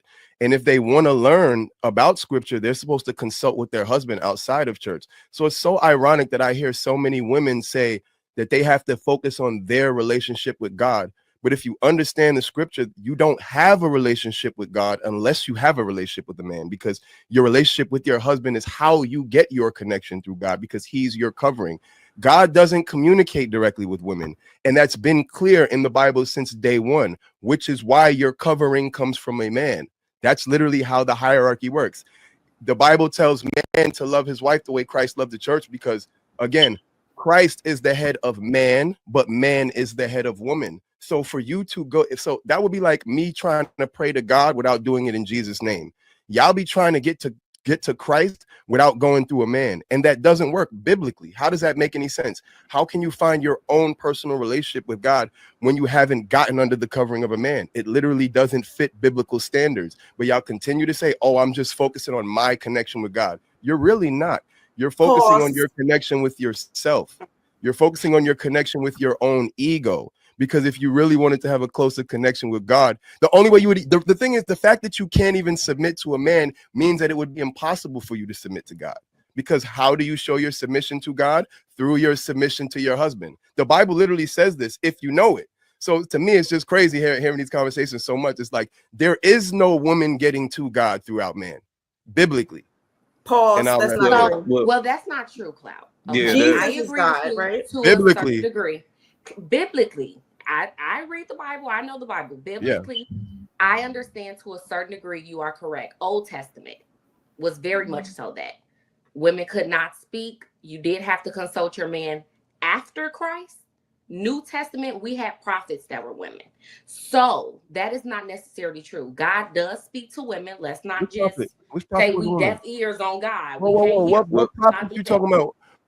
What prophet in the Bible was a woman? Hold on. What are we talking about? We literally just talked about this in church on Sunday. All right, that was a snippet from last Wednesday's show. Y'all can go ahead and check that out if you want to see the whole full context. Ali, I seen you said a few things. What are your thoughts about it? What's going on? I mean, I'm down with JC. That's definitely sure. But I never take the Bible literally because it was inspired by God, not written by God. Therefore, it's subject to human error. It is one of the oldest historical documents. So therefore, what Ty said is correct in the sense that the Old Testament is definitely going to speak to more of the true godly Christian religion before JC. So I think a woman, the part that irritates my soul when we talk about purpose with women is that it's so singular. Why do we talk about women as individuals at a singularity for our purpose? It just seems so bizarre to me because I don't think that we should be defined with one road of purpose, whether it be through a man or through religion. I think that we are incredibly dynamic individuals, and being someone that's always in the gray area, that's exactly why I feel that way. So those are my thoughts. And then I can't marry the part where it's like, okay, what about people who have devoted their lives to faith? Those who are in convents, nuns and stuff like that. They don't have a man. They're not priesthood. They're not, partaking in activities that are intimate like that, or they shouldn't be. So they still have a purpose. So I don't know. I'm not sure I agree. I don't agree with Clout in that way. And I have studied the Bible. I had them all memorized in every single order. So it's like there's a lot of conflicting information. So that's why I never take the Bible literally. You can't. So Okay. Let me go to Rilla. What's your thoughts about it, Rilla? Oh man, it's a lot to unpack. I agree with like probably 95% of what Clout was saying. Just on the nun part, they are submitted to the priest. They get their instruction from the priest, whoever their counterpart is. I'm not familiar with how nuns and but there's a monks or priesthoods or something like that. They do get instruction from those priests, right? So they're submitted and rooted in their purpose. Even then, right? There's still a man attached or a male counterpart attached. If you go biblically from Genesis, right, it gives us the exact purpose and reason why woman was created. The thing the only part I kind of detach from with Cloud in respect to what he was saying is that like a woman can't find God without man or something to that degree. I believe that God is omniscient, omnipresent, all knowing. His grace and mercy knows no bounds, right? And so yeah, I think that's the only thing I kind of detach from. Because we've seen, even when you visit scripture, he's spoken through an ass to get his message too. So I don't think women are any less favorable in that they have to go through a man, especially when no man is present, right? We talk about these fatherless homes. So how are they, if they're supposed to go from covering to covering, if there's no man there, if there's no father there, then how are they supposed to connect with God then? Right? So yeah, that's my position.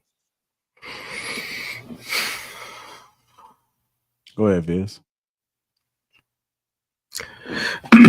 I think that this conversation and of course the context of how she was using it, if she's talking about her purpose in life as far as with her career or what it is that she desires to do, compared to the purpose that God has laid out for man and woman.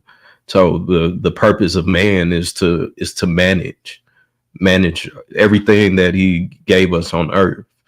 And the purpose of women is servitude, is to serve that man in aiding him to manage everything that's here. So I think that if two people come along and I know what my purpose is, and in my purpose, my wife finds her purpose, or we're able to nurture and put both of our purposes together, or what it is that we're inherently naturally good at, then it's a win-win. I think when we add this narrative of it being two separate things, that's where the confusion comes in, because everything is working together for its own good, for the greater good. So if we approach it with that mindset, I think that the energy around this type of conversation would shift. But it's too much individuality in it.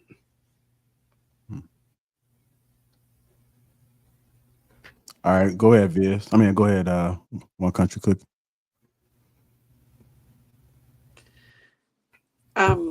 Utterly and completely. Is there a question that could be posed for me, JR? Could you do that? Can you make a question out of what I just saw? Yeah. Do you think that a woman's purpose is determined within marriage or under a man? Like she's purposeless until she married? Basically? Is that what? Oh. No, I don't think God creates anybody without some form of purpose. But because then he wouldn't be God. I think that the reason a lot of people get together is because a man finds a woman's purpose attractive. If they're really on that kind of a spiritual joint level when they get married. Like Viz was saying, the alignment. I mean, a purposeless woman can be dangerous. So it really doesn't add up to say that a woman is purposeless until she's gets up under a man. There's women that can find God without their dads. I was lucky to have one. I mean, I don't know about every woman on this panel. I can say it is easier for women to have know what their purpose directly is under the covering of a man. Like I knew what my purpose was while my dad was here. Now that he's gone, it's kind of like, okay, I still know, but it's because of him. But I don't think they're purposeless. I think when he found my mom, she knew her purpose, and that was one of the most attractive things to him about my mom. So no, I don't think that would be almost cruel to say, because that means that then we just taking up space, and that's not true. If I'm not mistaken, Mother Teresa wasn't married, but everything she did was saint-like and in the eyes of God. So yeah, no, I don't believe that. That's kind of weird to think.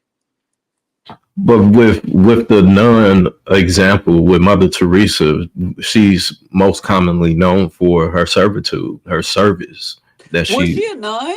And I'm the history teacher. I'm asking, was she a nun? I don't think she was a nun. No, right. Well, even then, I mean, if even in as an evangelist, she has to be. If we call her Mother Teresa, I would assume that she's ordained under something, right? But regardless, what we know of her is that it's through servitude.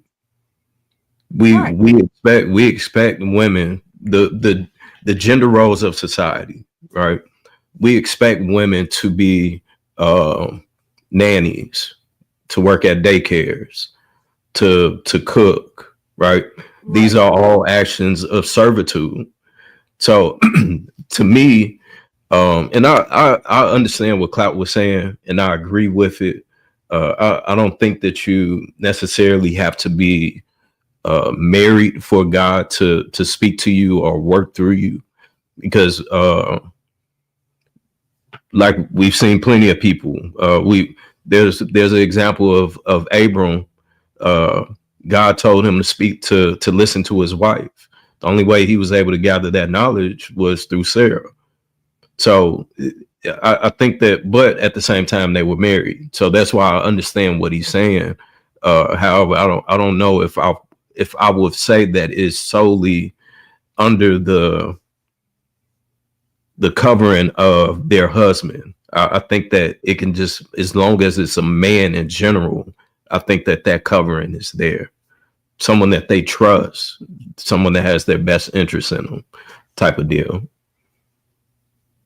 Yeah, I will agree with that. I think that women are their best when they have that. But I also know that, like right now, without my dad, I'm not completely lost in this world. But it's because of his teachings, though. Just because he's not here physically, I know he's here spiritually. Now that I feel like. So I get what you're saying. The teachers, the servitude. Yeah, I get it. It just depends on how literal, like Ali was saying, you want to take the Bible and its words that have been twisted and Translated how many times in a male patriarchy that was really, I mean, it wasn't even a male patriarchy. King James was literally a horrible person. Like, I don't trust it at all. But, according to the Old Testament, women were not to be preachers, not to speak the gospel in front of men when men were in the room. But it didn't say they couldn't talk to God at all. They just had to pray not in the presence of the men. So that still in itself means God would talk to them. It was just, unless if they would talk to the man if he was closer. So if they wanted to pray directly to God, she had to be alone or with her daughters. If that Well, makes sense. even in scripture, what we see a lot, especially with Jesus, is that he broke a lot of the standards or the law, the rules, as far as with communicating and engaging and speaking with women. So I don't think that that it was translated in a sense to continue to keep women down or whatever the case may be, because if that was the case, they would not have included a lot of the things that they did include with the biggest character in the Bible, right? So if that was the case, then they wouldn't have, it wouldn't be there. But that part isn't as highlighted as the rest of the book.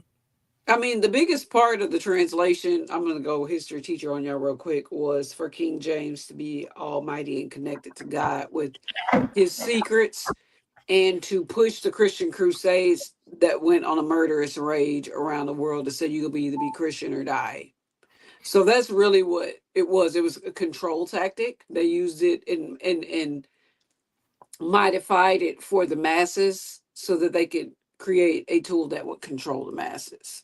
Because the real Bible was they took so much out. It was the real connection to the spirit, the spirit realm, and to God itself as a human. What King James did is made it an entity. So yeah, of course they didn't care about the women at the time because they were just trying to control everybody, including the men. So it didn't really matter to him. Just thought I'd throw that in. That's a fact. The That's Bible you history. represent, is that the Ethiopian? Huh? Is that the Ethiopian Orthodox Bible? The No, one you're King referencing. James. No. The one you were saying that the original one before King James tampered with it. I was just asking. No, he did the one from that originated in the one that was in Hebrew. I think the lost language of Yahweh. Yeah, because there's an older Bible than the Ethiopian Bible. Yeah. All right, let me get some of the other folks in there, like Aisha, Sorry. Shan, Hink. Aisha, you there? Shan? Aisha, go ahead. You're on mute, just so you know. I'm sorry. What was the question? I'm cooking. Sorry. What was the question? It was just off of the interaction between Cloud and Ash, as Oh, far as whenever. a woman's purpose and how her purpose is tied to a man. She doesn't get instruction from God unless she is covered under a man. You already know. I think that God speaks to women. I mean, we know this. There are instances in the Old Testament. I think that he spoke to Moses' wife in the Old Testament, but for sure in the New Testament. I mean, they have prophets, right? And I think that in an essence, we're made in God's image. So why wouldn't he be able to speak to us? I think that the men in this generation use the Bible, like they weaponize the Bible, right? And so they're saying, well, in the Bible, it says this, this, and this. And it's like, you can't weaponize the Bible against women. And I think that that is what was happening, right? We should do this, and women are supposed to do this. And when the Bible was written how many years ago? So I think at some point we have to have realistic expectations on people as a whole and not always refer back to the Bible because, like I think Ali said, the Bible is written by men, inspired by God. It's not written by God. And so, a lot of Christians pick and choose what they want to take literal. If you're going to take that piece literal, then that means you have to take every single thing the Bible says literal. And And you side don't. chicks are okay because they sleep at the end of the bed.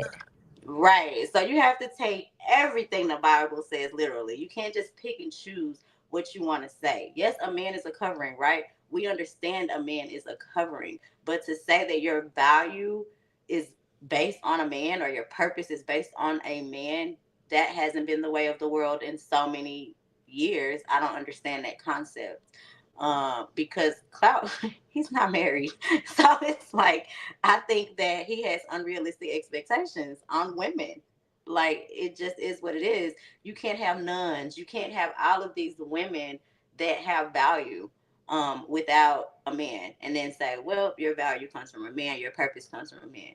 Your purpose is already known when you're born. You're like Country Cookie said, yep, God makes you with purpose, right? So your purpose is already established, I think, when you're born. Like some of us realize our purpose, realize our value. Some people never discover what their value or their purpose was. But I don't think that in an essence comes from a man. Like my purpose is not, it didn't come from a man. Okay. Our Go ahead, value Steve. as a wife definitely is the most thing that come from a man. The only person that can tell us that your wife is a man. But everything else in this life, I feel like you talk to God. I don't go to church. I talk to God directly. And, that's so did my dad. So I don't know. Go ahead, Sweeney.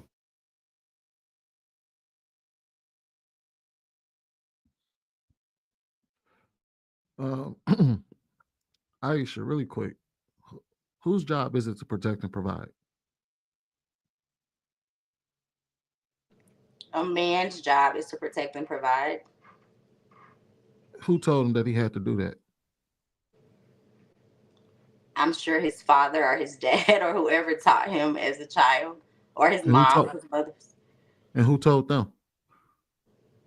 Society. Who are they being? We're talking about societal norms. That's a societal norm, But right? but societal norms are governed by something. They come from somewhere. Where do they come from? When they try to justify why a man should protect and provide, who do they reach back? What do they reach back to solidify that? Most times the Bible or whatever religious book they use. I'm gonna say that whatever their religious book is. So is it necessarily that men are weaponizing the Bible against women, or are they just simply using the Bible to tell women that, hey, the Bible tells you that this is your job? And just like women tell men that, hey, the Bible tells us that this is your job. When I say weaponizing it, I mean using it in a bad light.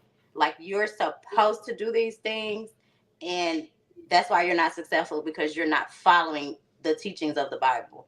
When you can But be successful without doing that. isn't that what they tell men who don't provide for their families, is that, hey, you're supposed to do this, and this is why you're not successful, because you're not doing this thing that the Bible told you to do? I think that it's a two-way street, because you also have single mothers that are doing those things. But it's not about the single mother. It's about what men are being told. So is that being weaponized, or are they being told what they're supposed to do? Is that a weapon, or is that just men correcting men, or people correcting men? I think that when I say that it's a weapon, because it's portrayed to us as if we don't do these things the way that they say, that it's a bad thing. Fair enough. So if a man doesn't provide for his family, and he doesn't want to take on that role as a protector or provider, Then he shouldn't have had kids and a wife. so wouldn't he be? Society, I get where you're going. Society and the Bible going to pretty much say he a bum. Mm-hmm. So so is it a weapon, or is it just telling you that, hey, God told you that you need to do this, and if you don't do it, you're XYZ? But God tells us a lot of things that we don't do. That's the issue that I have with that, right? You can't just take one little quote out the Bible towards women and say this is what you have to do without considering all of the other things that come into play with that. Because it's not that easy. I know we take things on this panel and we take it and we make it so small. But there's a lot of different things that come with that. So do you take issue when people tell men that if they don't follow their purpose as far as being a protector and provider, that they are not following in God's direction, and that they are bums? Or I don't feel like that necessarily is your purpose. You're, even as a man, yes, that's a part. That's one inkling. Like I think Country said, that's one part, right? That's one part of being a man, is a father, right? There's another part of being a husband. So if that's not your purpose, then you're probably going to be single with no kids. That's just how I feel. and Everybody's purpose in life isn't the same. That's why you have priests that don't have wives. Like everybody's purpose is not the same. And that goes for men and women, because you guys view women as that is our only purpose in life, is to be wives and mothers, is what I'm getting to. And it's not. But it's the purpose of man and woman to repopulate the earth. It's the purpose, again, of man to manage everything that God gave us on earth. It's the purpose of woman to serve her husband in everything that God laid out for men to provide. So it's not an individual weaponizing of only women, because if men don't do it, then just like Sweeney said, we're going to point it out to them as well. Everyone is being held accountable under these guidelines. So if you're not, as a man, contributing back to society, if you're not contributing back to populating the earth, if you're not contributing back to your family, then you're not under God's purpose. You're not following this purpose. I do want to play this clip, and then we'll go ahead get back to it. You want to say something real quick, Country? Yeah, I think that the Bible's the translated Bible started out as a weapon, period, and that everybody is doing the best they can to configure and dissect exactly what it is it means for them. So I don't think anybody is purposely using it as a weapon. I just think we need to remember and go back to how the Bible originated as a weapon, and that most things that you hear in there, when it's said to someone that's feeling some type of way, not doing what they're supposed to be doing, it can be seen as a weapon. because it's like, oh, you're going to burn in hell. You're going to do this. You're going to do that. You're not doing this because the Bible's, you know what I'm saying? So I'm not saying I don't believe in God. I just don't trust man. Let's assume that the Bible was completely written by man, right? And that God had nothing to do with it. Can you hear me? No, she I froze. think Cookie froze. Go ahead and play a clip. I'll ask her after you play the clip, bro. All right. Teach me to marry my heart to purpose. In fact, let's put it this way. Teach me to marry my heart to the purpose you created me for. Because we can create our own sense of purpose, right? But Lord, teach me to marry my heart to the purpose you created me for. You see, when you're married to the purpose God created you for, it means that there's no room for you to become desperate or despondent or depressed because you're not married to someone else. A person that's already married is not desperate to be married because I'm already married to the purpose God created me for. The reason I would make for a great husband once I came to my senses was because I had already previously married my purpose. When you're already married, you're not desperate to be married, which makes you a great candidate for marriage. When you're married to purpose, it makes you a great candidate for marriage to someone else. Because the greatest driver, in my opinion, of illicit relationships is based in a perverted pursuit of purpose in people. See, there are many of you who really wholeheartedly, totally believe that your purpose is in another purpose, is in another person. And this is the greatest driver of dysfunctional, toxic, illicit relationships, is when you think that your purpose is in a person. Purpose may only be realized in God. You should have known, you must know your purpose and be married to your purpose before you meet a person that would make for a great spouse. And they should know their purpose and be married to their purpose. And it's on the basis of your purpose and my purpose that we can purpose that we are purposed to be together. Because if your purpose is taking you north and my purpose is taking me south, based on our purpose, we know that we are not purposed to be together. But if we're both going in the same direction, speaking the same language, come on, somebody.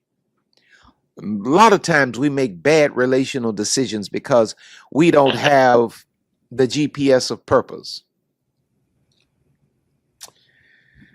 Isaiah 43:7 reads like this. Everyone who is called by my name, whom I created for, here it is, my glory, whom I formed and made. You are created for whose glory? God's glory. The first thing you should be married to is God's purpose for you. You shouldn't be begging for a man and you don't know why you're here.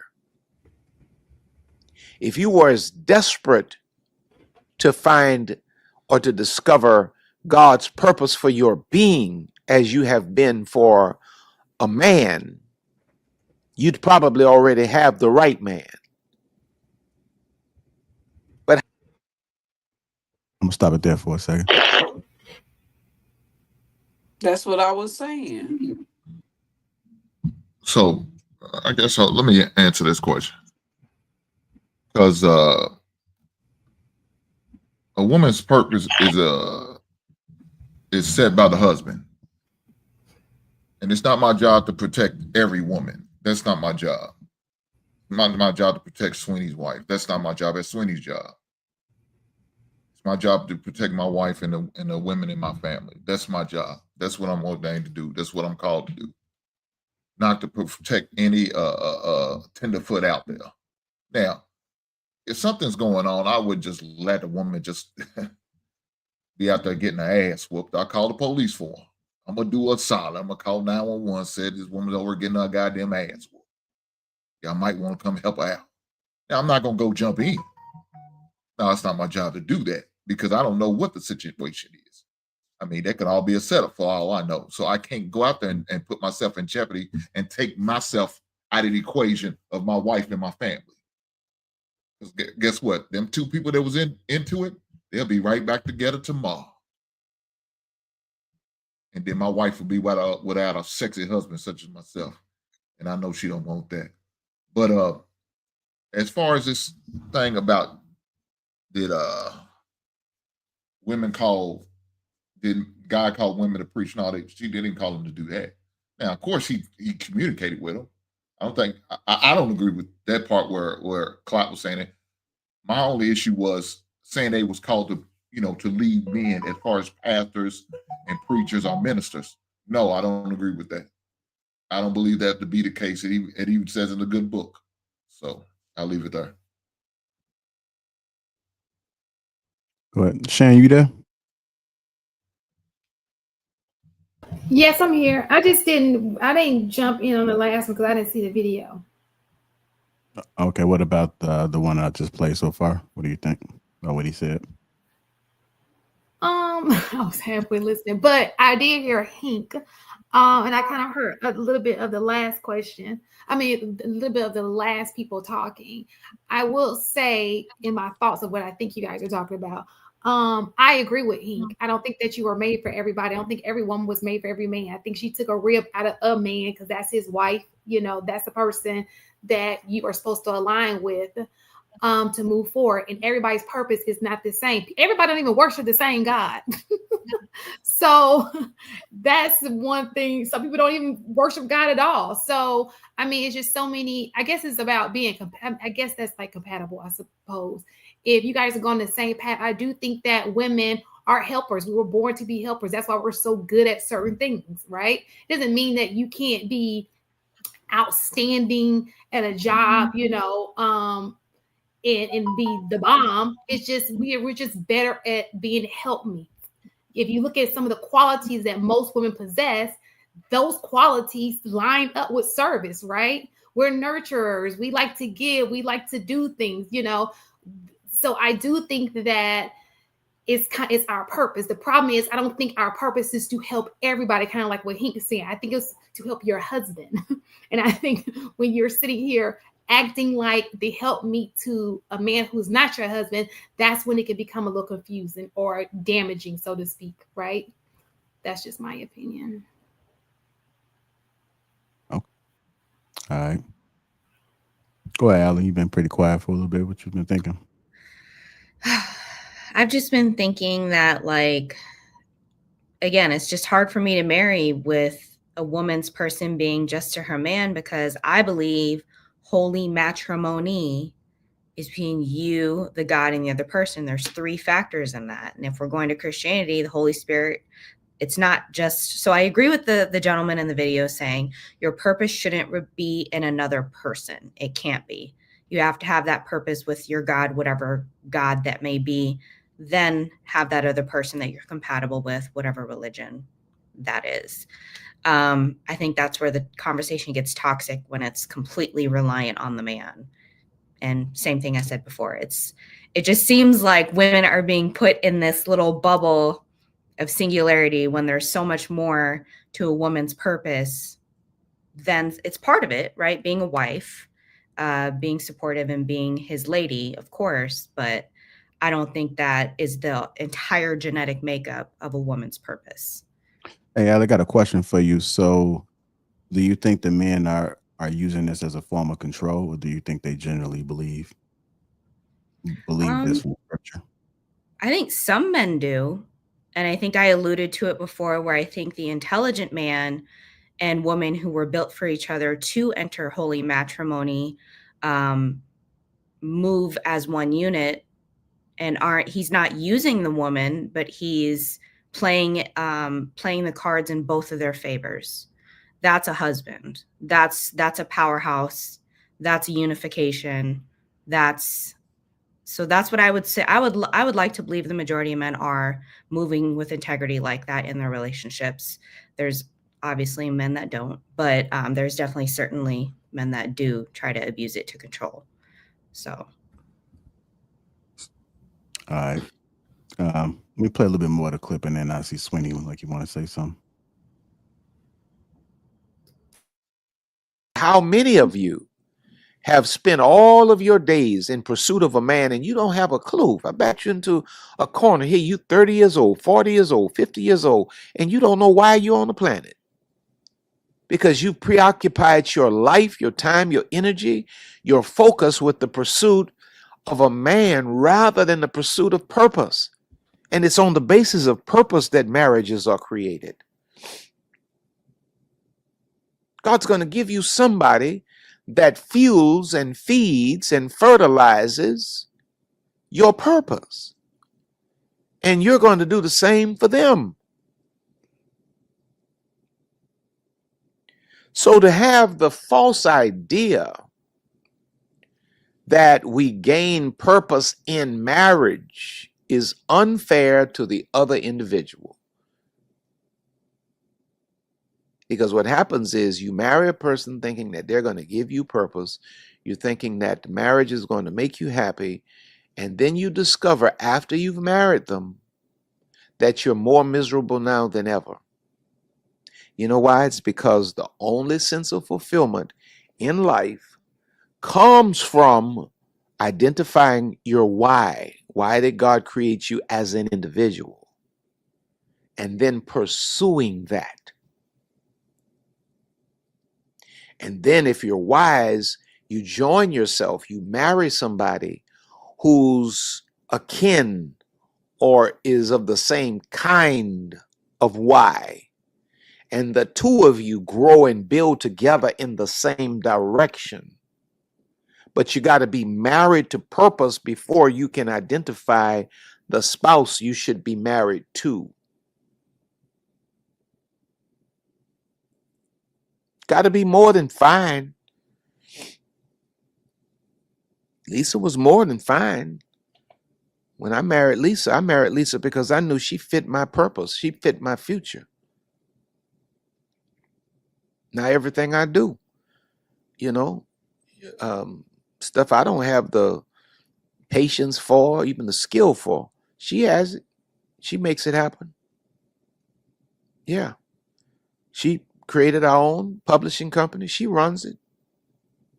Yeah, publisher reached out the other day and was asking about talking to R.C. Blakes, and he won't talk to me about publishing my books. And she says, well, I am the publisher. The man didn't believe us. I'll find another way to get time. She the publisher. She the one that coordinates all of our conferences, and she does all of that. We married on purpose.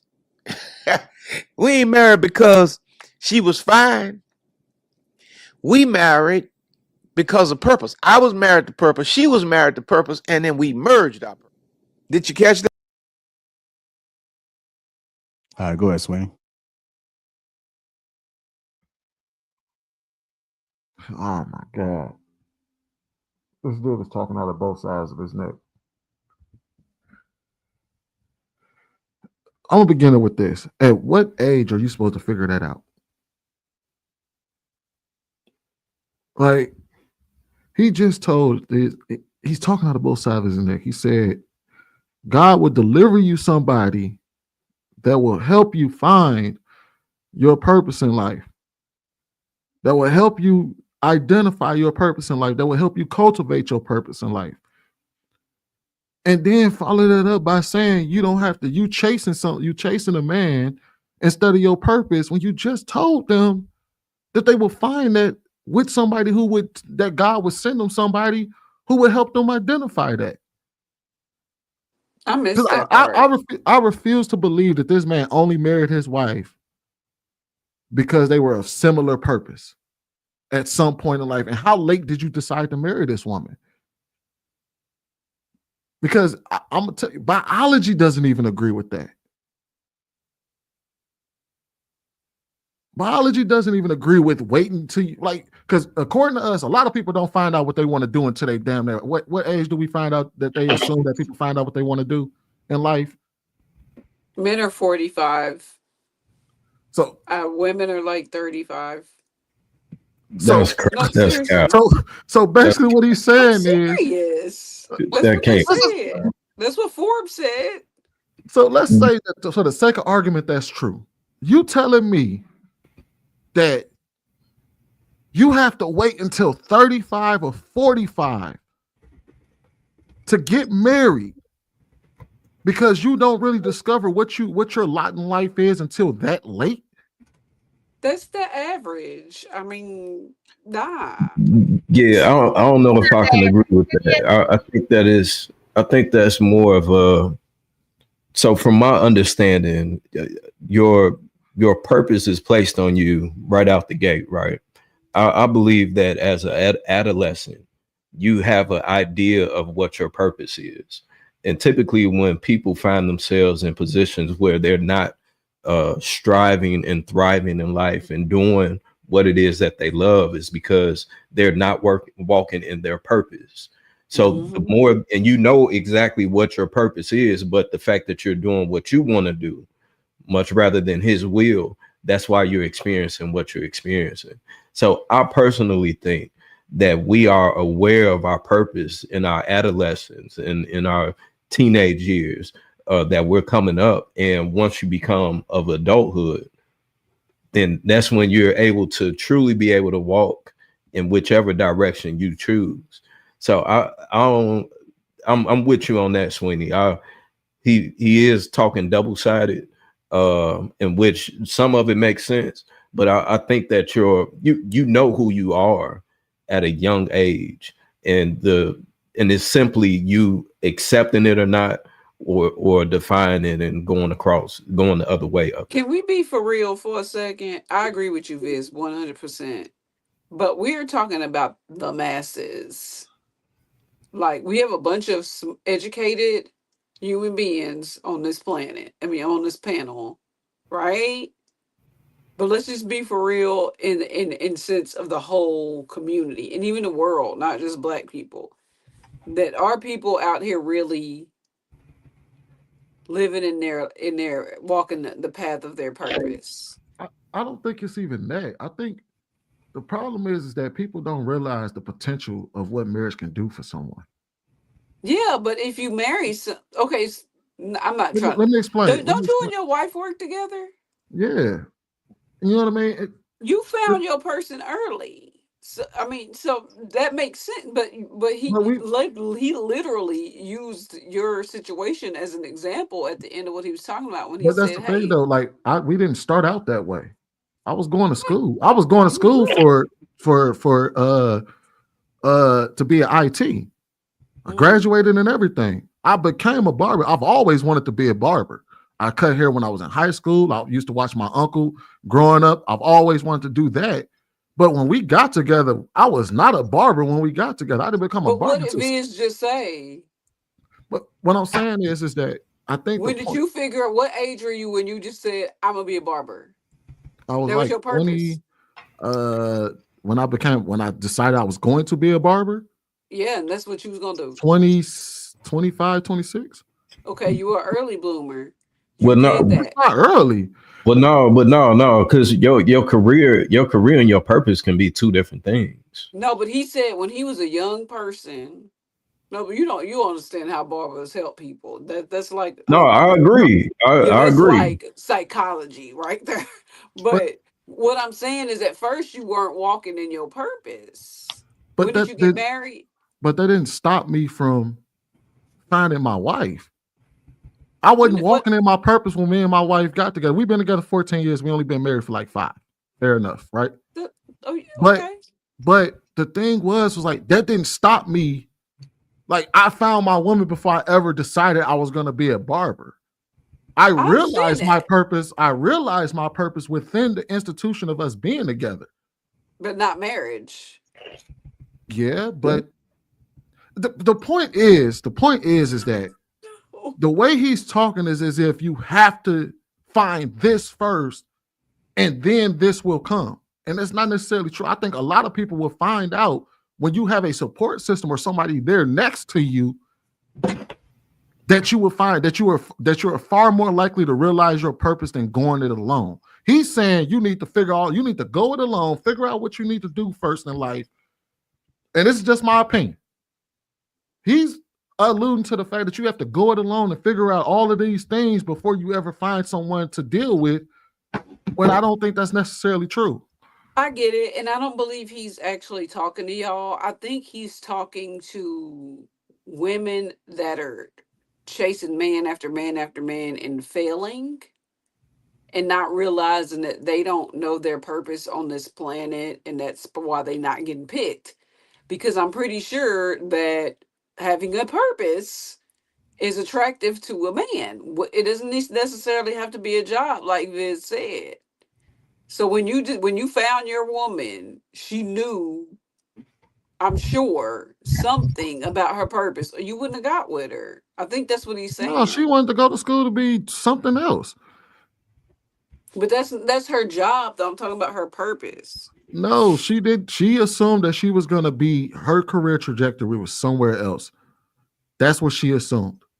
She realized a lot of things while we were together. Like her wanted to go into she was always she always did hair, but she also wanted to go into crafting and stuff like that. And through not only, I realized that's something that she liked to do, and I was like, hey, well, I went and bought her stuff that would lead to that. I supported that in the same way that she supported me and when I decided I wanted to become a barber and actually pursue it and go to school for it. So the whole point is that oftentimes I don't understand why we have to put that ahead of the relationship when you can have the relationship and realize your full potential within the relationship. You don't. You didn't. And I'm not super religious like that, but let me tell you something.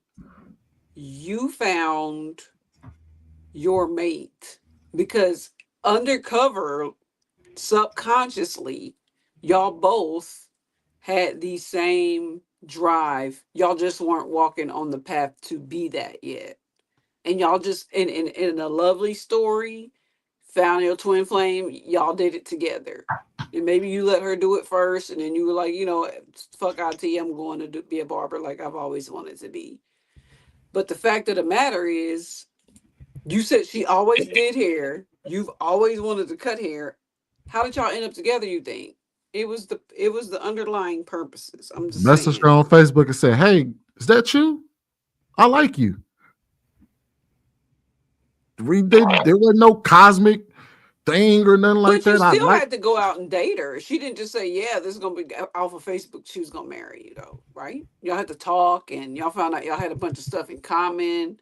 So purpose don't necessarily mean like how you make money. I'm just saying y'all's walk in life is a match.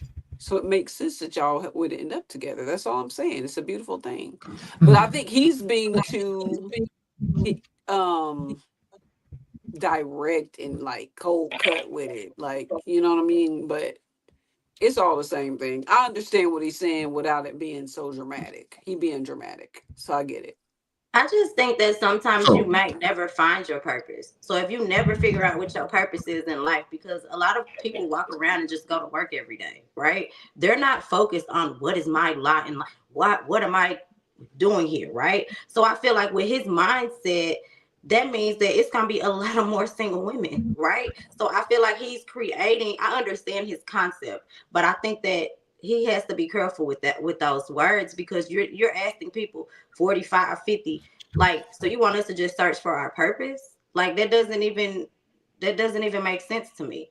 And as women, we often have a lot of trauma responses. So I get the notion, like the Waiting to Exhale, how her purpose was her husband, right? She did everything right, and he still left her high and dry. She ain't know what to do. Once her husband left, she no longer had that purpose, right? Because her purpose was her family and her marriage. And once she didn't have that, here she is. I don't know what my purpose in life is, right? So that means that she'll never, under his guise, that means that she'll never find a person. I agree with Sweeney. I think that you'll find somebody that's going to help you find your purpose, right? Maybe the man that you meet will help you say, oh, you always braiding hair. Like maybe you should, take that up. Let me start helping you do that, because sometimes we need certain people. Like I've had friends that were like, you are good at this. Why don't you do this? And I'm like, well, I had to take a U-turn because bills came. I had a baby. So I think that other people around you, especially your spouse, can help you determine what your purpose is, or your lot in life, if that is what your desire is. But I don't think that you should be out here searching for your purpose and not looking for a man till you find it. Because what if you never realize what your purpose is? You will never have a man. That's just your purpose. I agree. Go ahead. We gotta stop saying that the purpose is connected to doing hair or braiding or something like that. That's not your purpose. Yeah, I think that's a vocation, right? But I think the example is more in what Cookie was saying earlier, right? So ideally, I think Cookie set it up perfect. I had my daddy. That's my covering, right? He gave me knowledge of self, wisdom, understanding. He invested in me. He poured into me. So now I know how to navigate the earth. Even when he's not here physically, I still feel him here, right? So she has basic instructions on how to navigate and move. That's ultimately how you would want it. That discovery of purpose really should be should be coming from home. It should be coming from the people that birthed you, mother and father, right? We talking ideally, right? Let me be clear. I'm a believer, right? I believe in the Bible, so I can't speak on Muslims, Buddhists, Hindus, or whatever. So, whatever I'm saying with a Christian lens and viewpoint, right?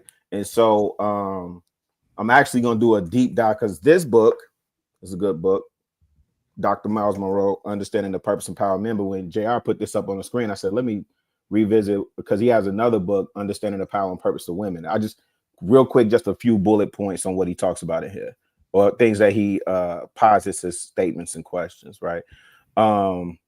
He says, a woman's position and rights are God-given and inherent, right? The essential nature of women and men have been forgotten by the world.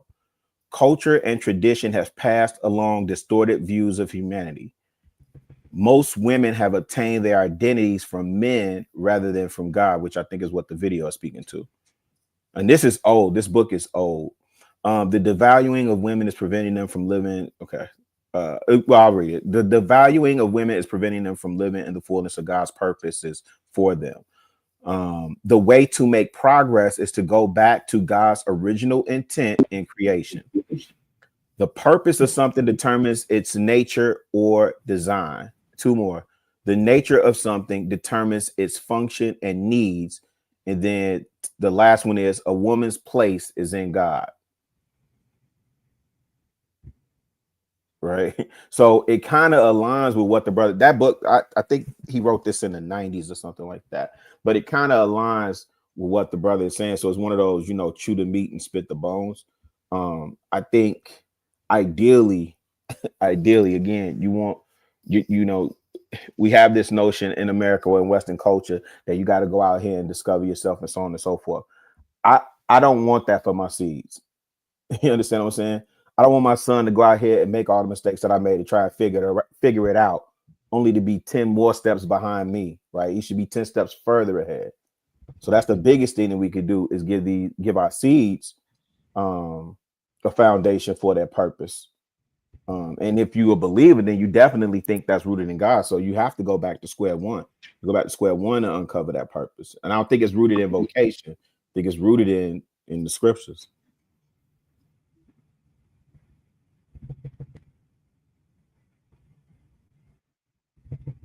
Oh, well, I know what I was going to say is that we can have multiple purposes. I mean, I don't know why we act like we can't have multiple purposes at one time, because even young kids have purpose. Some young kids are maybe going to trade. That's their purpose.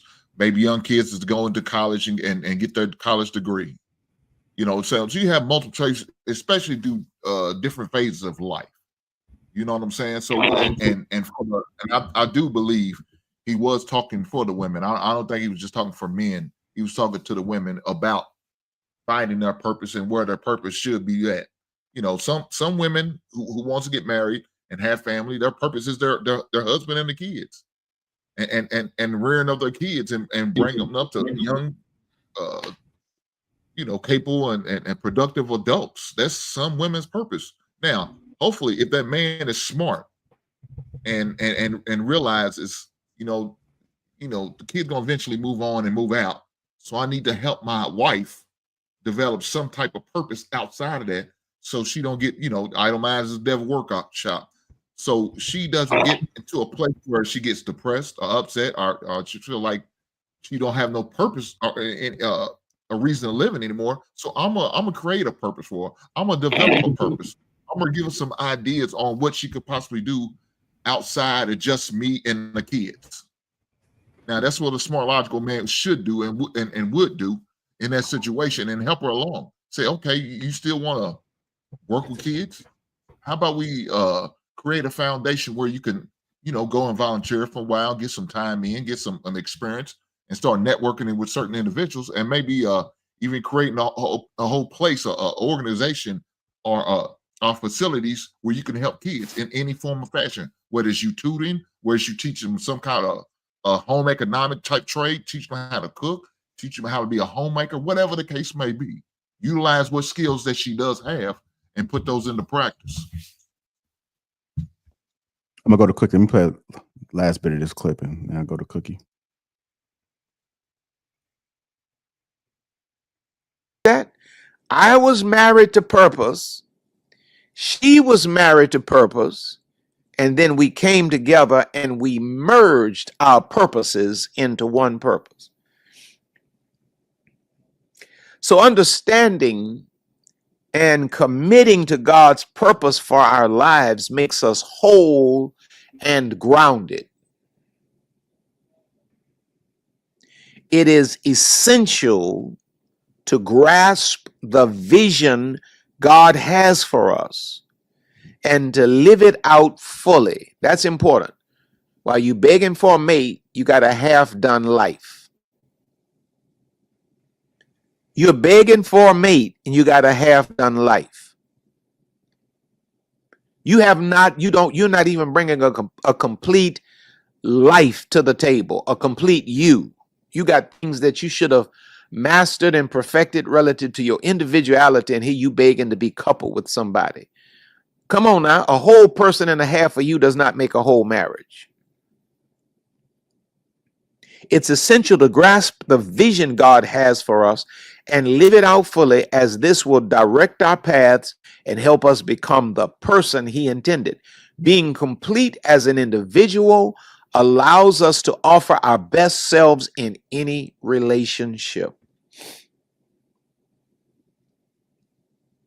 Jeremiah 29:11, he says, y'all know it, I read it almost every time we come together. For I know the plans I have for you, declares the Lord, plans to prosper you and not to harm you, plans to give you hope in the future.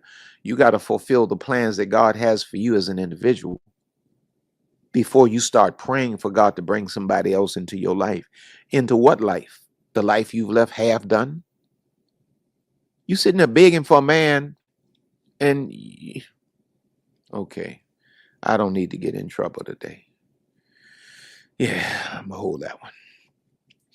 God's intention is for us to lead fruitful and purposeful lives, aligning our hearts with His grand design and vision ensures that we are not just existing, but thriving in our God-given roles. So your next prayer is, God, marry my.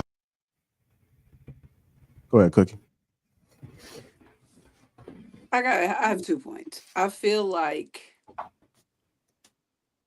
this could be seen in 2 different ways, right? Like Sweeney was saying, why are we waiting? What is he talking about?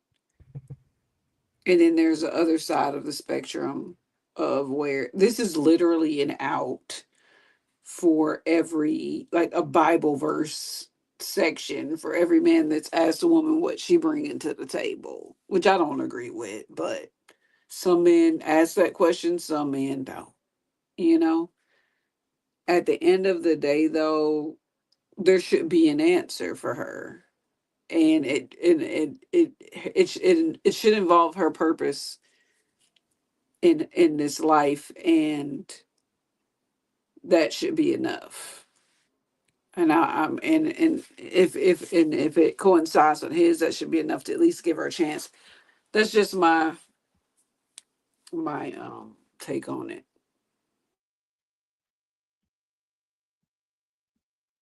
All right. Go ahead, Vish. You've been pretty quiet. I missed out on that last video, but just to, and I guess not to beat a dead horse, but people, your gift is different from your purpose. If you're gifted at braiding hair, cooking, whatever the case may be, that's different than what your purpose is. You can use your gift to work through your purpose. So if your purpose is to give back to people or to pour into people, you can do that while you're working in your gift. So I do want to just clarify that part so that we aren't using words that mean one thing and meshing it together with something else. Because again, that's where confusion comes into part. So then are you guys okay with gentlemen in particular? Because I know online we always hear something wrong with a woman if she's not married with no children. So you guys are perfectly okay with her focusing more on her gift or purpose outside of marriage?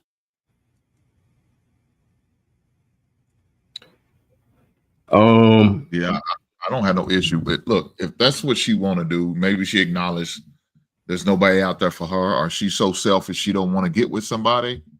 Man, look, best of luck with her. Best of luck with her. So like, I think one may say, like, why she has to be selfish if she doesn't, maybe just not her purpose. Well, so I know somebody that's heavily in church. Well over 50, she's in her 50s and a virgin, never been married, never had sex, and extremely heavy in church, but she wants a husband. For whatever reason that she hasn't found one or one hasn't found her, I don't know. It's difficult to say, but should she not search for her purpose? Absolutely not. I think that she's working in her purpose. She's an evangelist. She works as a counselor, but she just never got married. So with me being exposed to that directly, it's hard to say. Well, to answer your question, JR, to me, if a woman has the opportunity and the ability to reproduce and she decides not to, yeah, to me, that's selfish. Okay.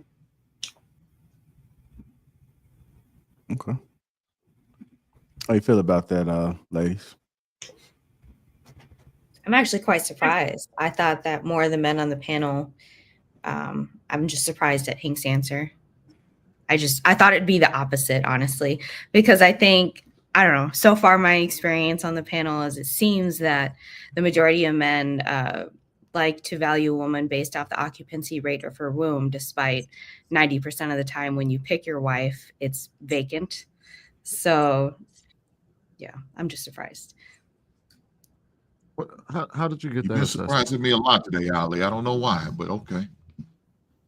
I'm learning. I'm listening. I'm learning. We listen. We don't judge. It's good to be on the dark side. It's good to be on the dark side. How did you gain that assessment of men when it comes to women?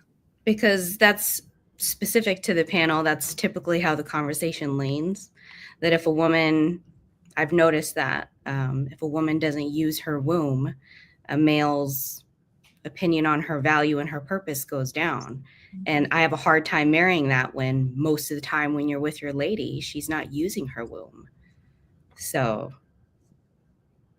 that's why. Are you saying how? So, all right. Are you saying that's how men see women who who don't use it at all? Who, yeah, don't, or the bearing children part. So Are you saying like when men say, "Oh, you 38 with no kids, what's wrong with you?" Type yeah. is that the narrative? Mm-hmm. And then, or it could go like, I know plenty of people, couples who are married who have actively chosen not to have kids. And those same women are still judged by a lot of men for not serving a purpose or whatnot because she chose not to use her womb. I don't think I've ever heard any men on this panel say that. I think it was like one of the first shows that I was on where that sentiment was shared. So judge like how? Because she's not using it. That's why I said I was surprised at Hank's answer and saying, "Hey, if that's what she wants to do and not doing that, then that's no." I understand that, but like judged in like how does the judgment manifest itself? What is being said to that woman in that instance? Like, how are they judging her? Like, what's the conversation? The essence of this topic, like a woman's purpose is for a man to procreate, make more kids, get married, this and that and the third. That's why. So, all right, let me ask you a question. Well, I'm not really going to ask you a question, but sure. So the women that come up here and they talk about being 38 and not married, mm-hmm. Are these women typically women who are completely okay with not being with anyone at all for the rest of their lives, or are these women typically up here and they still desire relationship and marriage from men? That's the part I'm still learning. I don't know. I don't know everyone's. I really don't know everyone's background on that. So, well, I would say, just from my experience, typically these women do still desire marriage and relationship from men. So our question is always, and I know it often gets, but our question is always, so how did you make it this long and you're not married and without children? Mm-hmm. It's more like, if that's your desire, then why are you here? Right. Versus you ain't and that's why I say because the overarching theme has seemed to be men on the panel are very aggressive with that. Hence my response about Hank's response. What she's saying is normally you Negroes would be saying, "Oh hell no, nah, y'all throwaways, y'all trash." When in reality, technically, y'all beating y'all wives' backs in without making babies on a regular basis, which is technically not biblical. And on top of that, some women that are getting older, like myself, that aren't married, it's always got to be something wrong with her. But y'all just seem so like. I remember the words. You guys always say expired and throwaways. Expired and throwaways. I feel like I've heard that a lot. What? So okay, bet. So and they start the thing is, quoting right, Kevin Samuels. So the thing is, Cookie, you going too far now. No. Let's grant their argument, right? You are absolutely right. That has definitely been said, right? The problem is the question is, why are we saying that?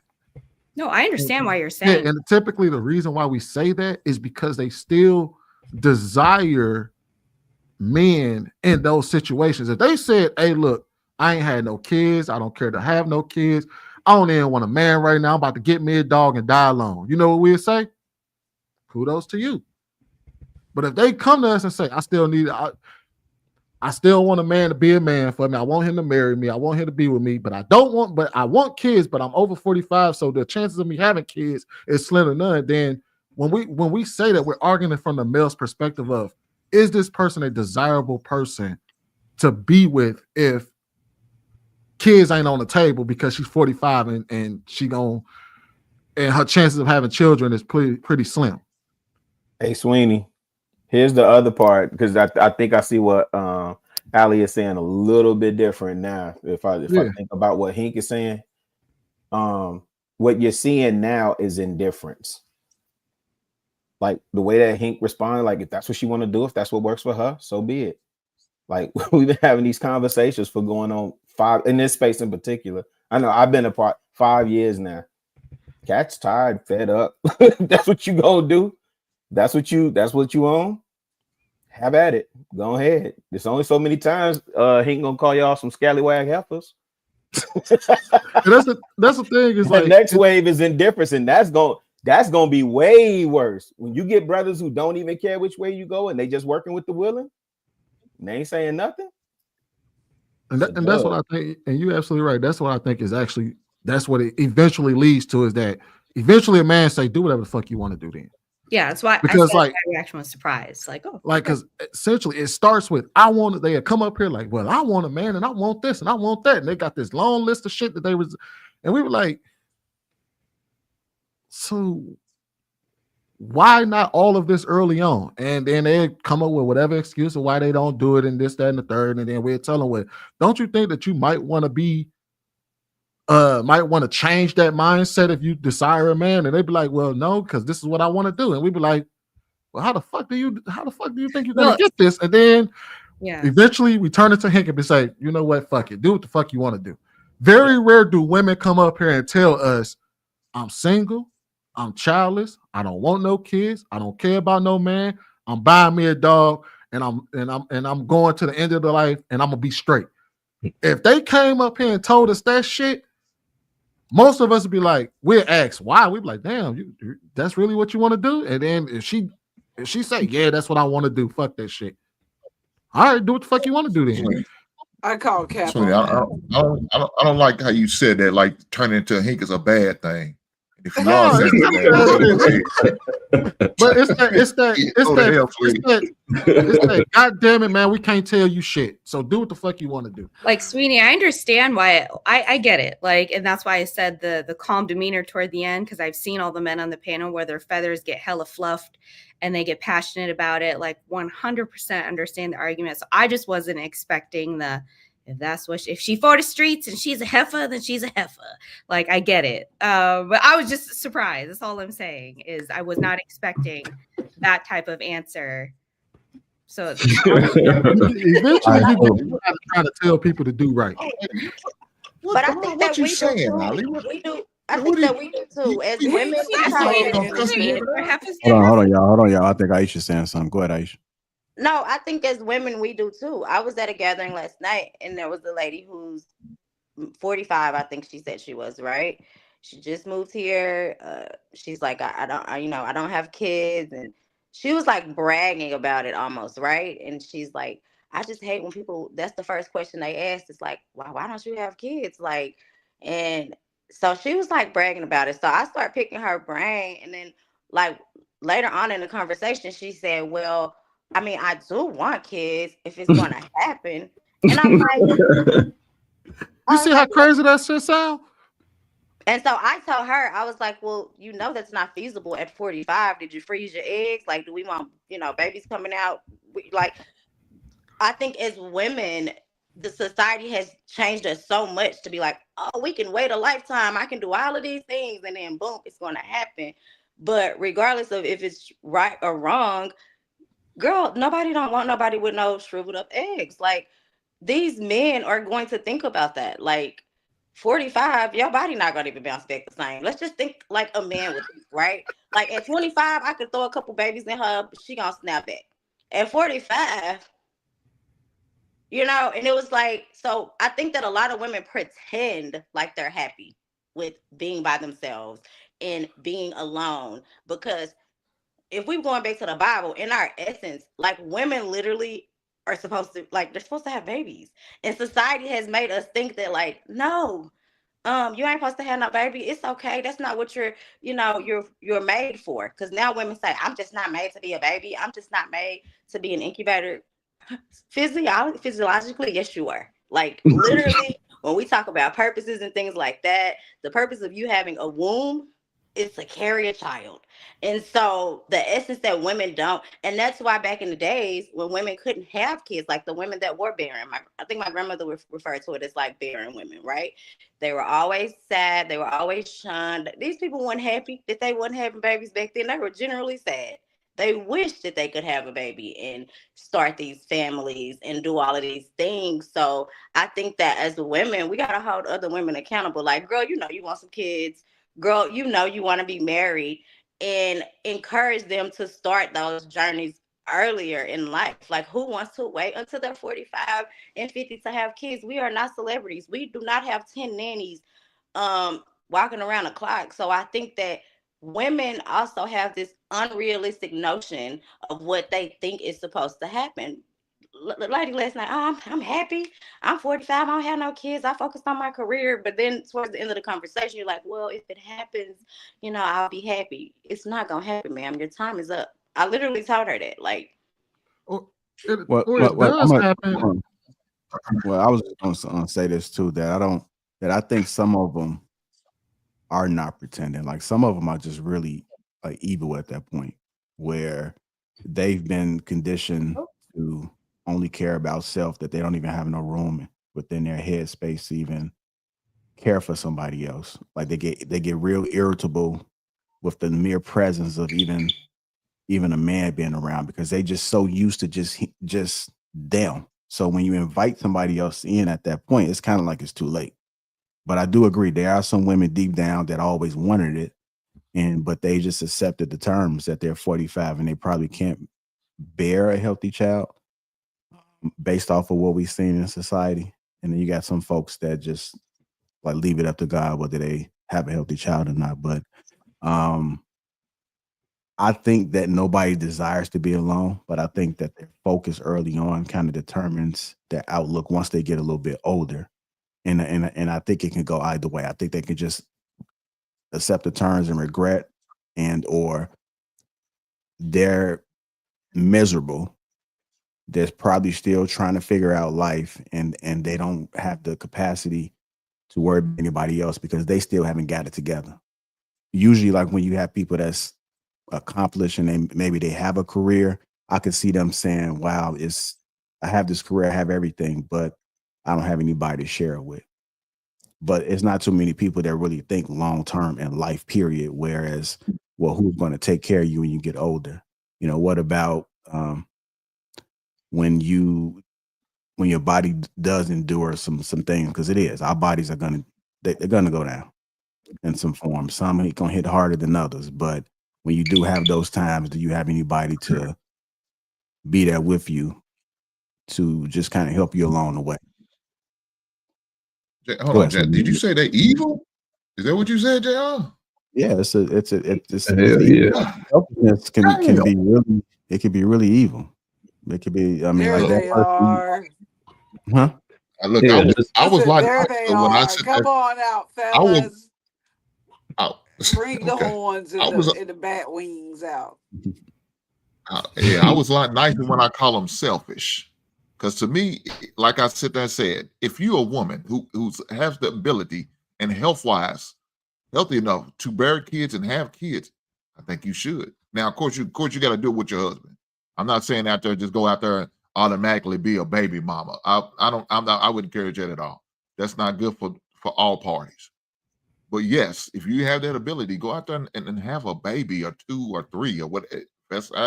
You can afford, and have maybe you and your husband choose to do that.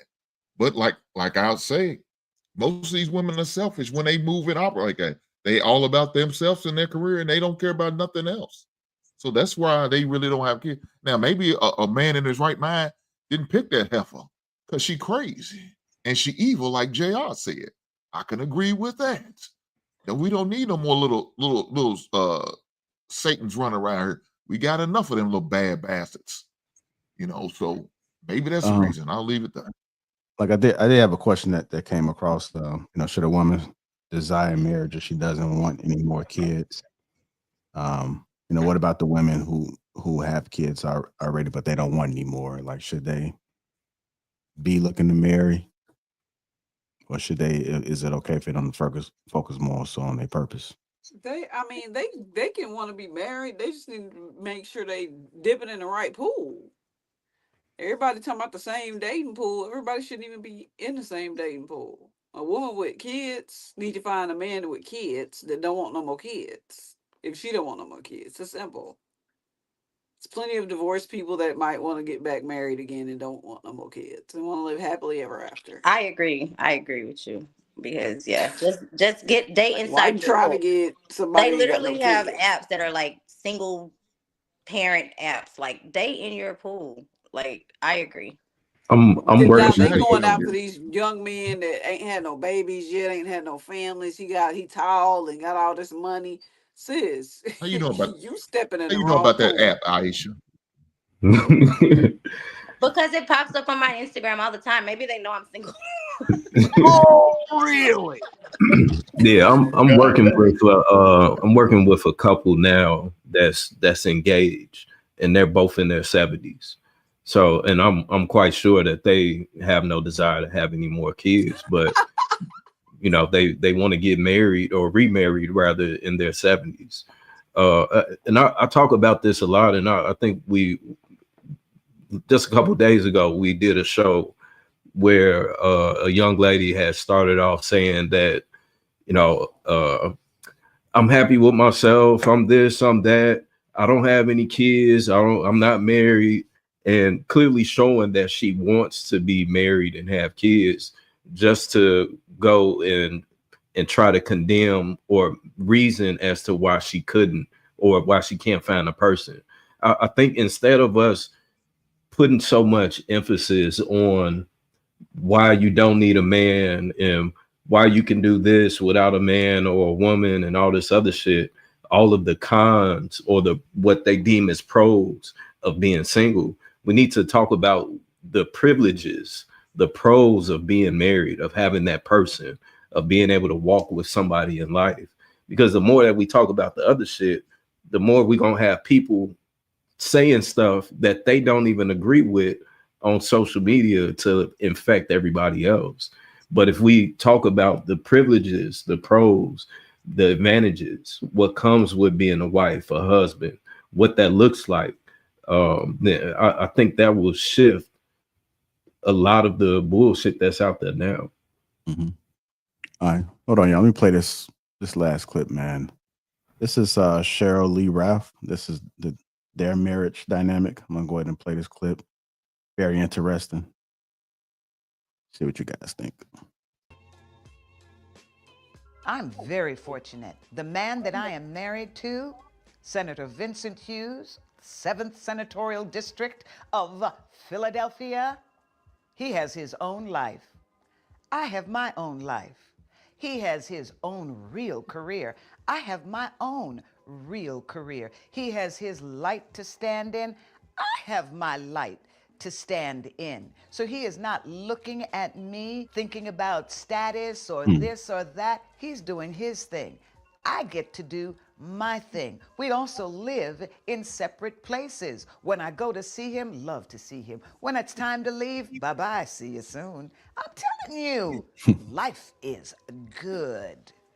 Perfect. I get to be the real good wife. We met while I was doing Thoroughly Modern Millie on Broadway, and you fall in love with somebody and you realize he's not leaving his career. He is not leaving Philadelphia. I'm not leaving Hollywood. And when you have children, you can't just pick up your children and move across country. No, that doesn't really work. So it just worked out that I was in California, he was in Philadelphia, and every 2 weeks we saw each other, and it worked out well, and it has continued to work out well. We will celebrate 20 years of marriage, thank you, and some people can't even get through 2. So it's all good. Well, that's a different dynamic of a marriage, living in separate places. They come and visit, and it works for them.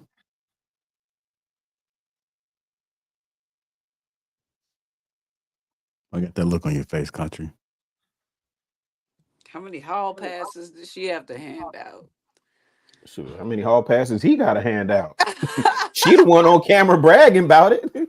When it's time to go, bye-bye. See you later. Talking about she get to be the real good wife. For who? Hey, look, really, she gotta get back to that pool boy. That's why she ready to say bye-bye. Right. She got that pool boy to get back to. Jeez. You know what's crazy, Cookie? At their status and tax bracket, I wouldn't be surprised if there are more situations like that. You know what I mean? It is what it is. I mean, that's the dynamic. She's still a working woman. She acted and all this other shit. found somebody to grind it out with. It's too soon. I was gonna say something. I don't think that'll work out for. If you working class, relax. Sit your ass. Melvin, you still got to go pick up the trash, man. Chill out. Relax. I honestly think that this play the is rich folk the. game. I honestly think this is the issue with marriages nowadays. Like, to me, we all know on this panel that's not normal, right? That's not a normal functioning marriage. And I think that when people present this in front of millions of people, it kind of shits on the sanctity of marriage, in my opinion, right? And because I think that's not a marriage, that's a partnership. You guys are partners, right? What? And I feel, even though marriage can be a partnership, I'm looking at that like they running a business. Like, that is not, to me, that's not a marriage. I was in a long distance relationship for a year and a half before I changed my location. So at some point, the man is gonna be like, "What we doing? We need to be in the same place. We need to be under one roof." But because they're rich, they can maintain $1 million house over here and $1 million house over there. But that's also taking away from. I know they have money to blow, but that's taking money out of y'all household to have two different households. To me, it just doesn't make sense, and it completely breaks down like holy matrimony to be living in two separate spaces. What if they jobs are calling for them to do something different? Then they shouldn't be married to each other. Why not? I just think that they should be in the same location. Like, I can see, because people do this all the time, right? I have a friend where she lives in Atlanta, but her businesses are here. So her husband comes here often. So he has an apartment here, Hyde Park. And they've been okay, doing it that way. But his residence is in Atlanta. If that makes sense. He doesn't just have his whole life and we see each other every other weekend. To me, I couldn't maintain a marriage that way. But Shirley Ralph, or her husband are not Black Americans. I think that all of that stuff starts from home. Like, she had to be raised a different type of way, because the way we were raised, my husband need to be in my house with me. Well, I would also think that we're assuming that they, because everybody's first initial reaction, Cookie's first was, "I hope, how many hall passes does she have to give out?" And then Rilla responded was like, "How many hall passes does he have to give out?" So I think we looking at this from the perspective of they got to be doing something else if they not together. But let's say, for the sake of argument, they're honoring every vow that they take. In sickness and in health, for richer or for poor, till death do us part. And then they honor the worst parts of the Bible, i.e., they don't cheat on each other and stuff like that. What's wrong with that?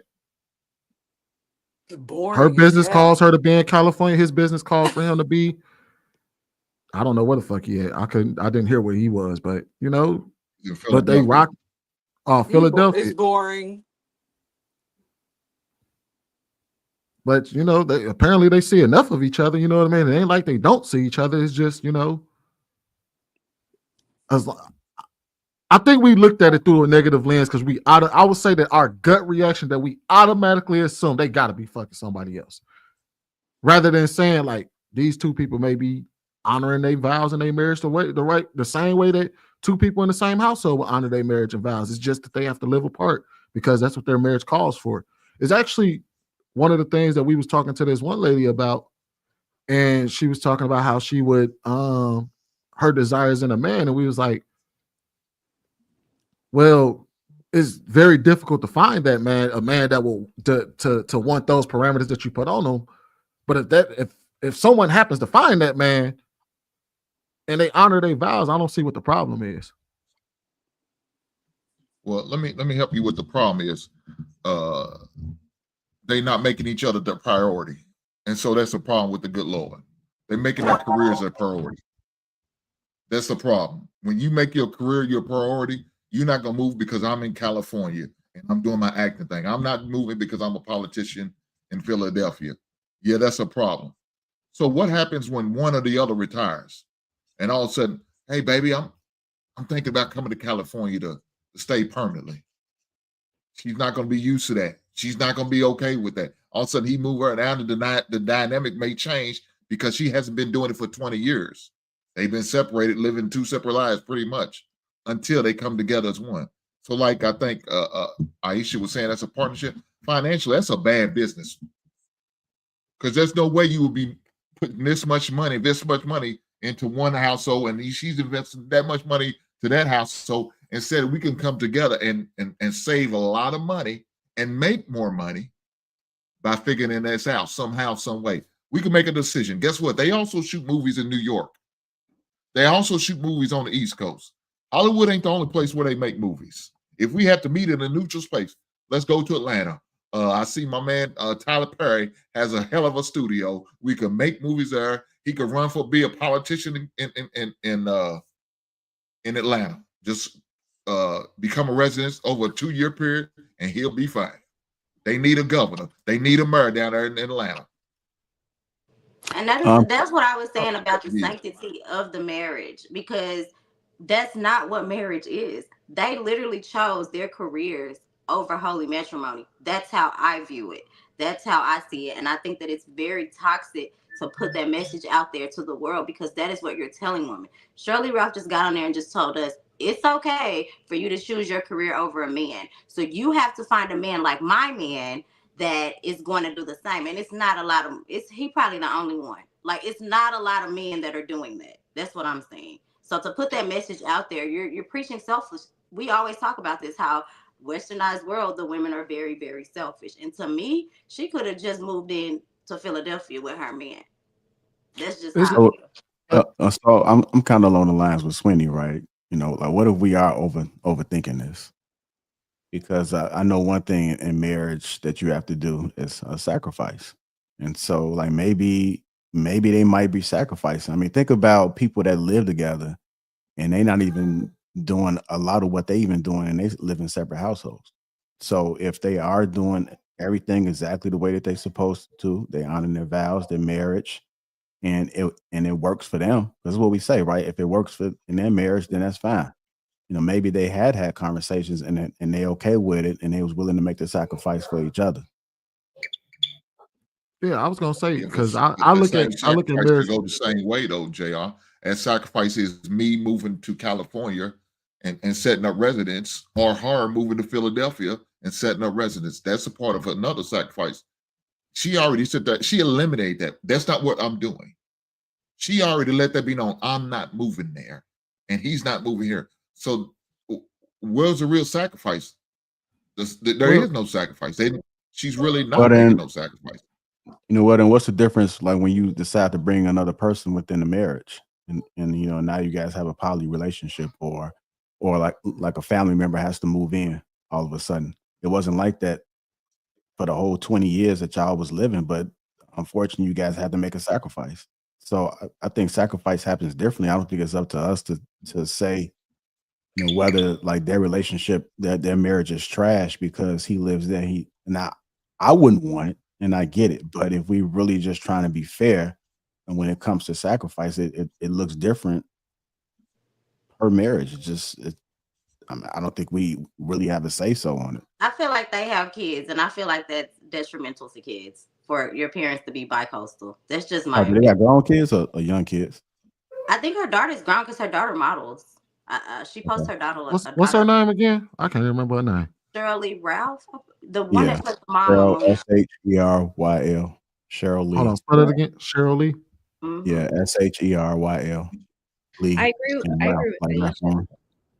I was gonna say, yeah, they've been married since they was 48. She said 20 years of marriage. That mean they got this. She's 68 now. They got together when they was 48 years old.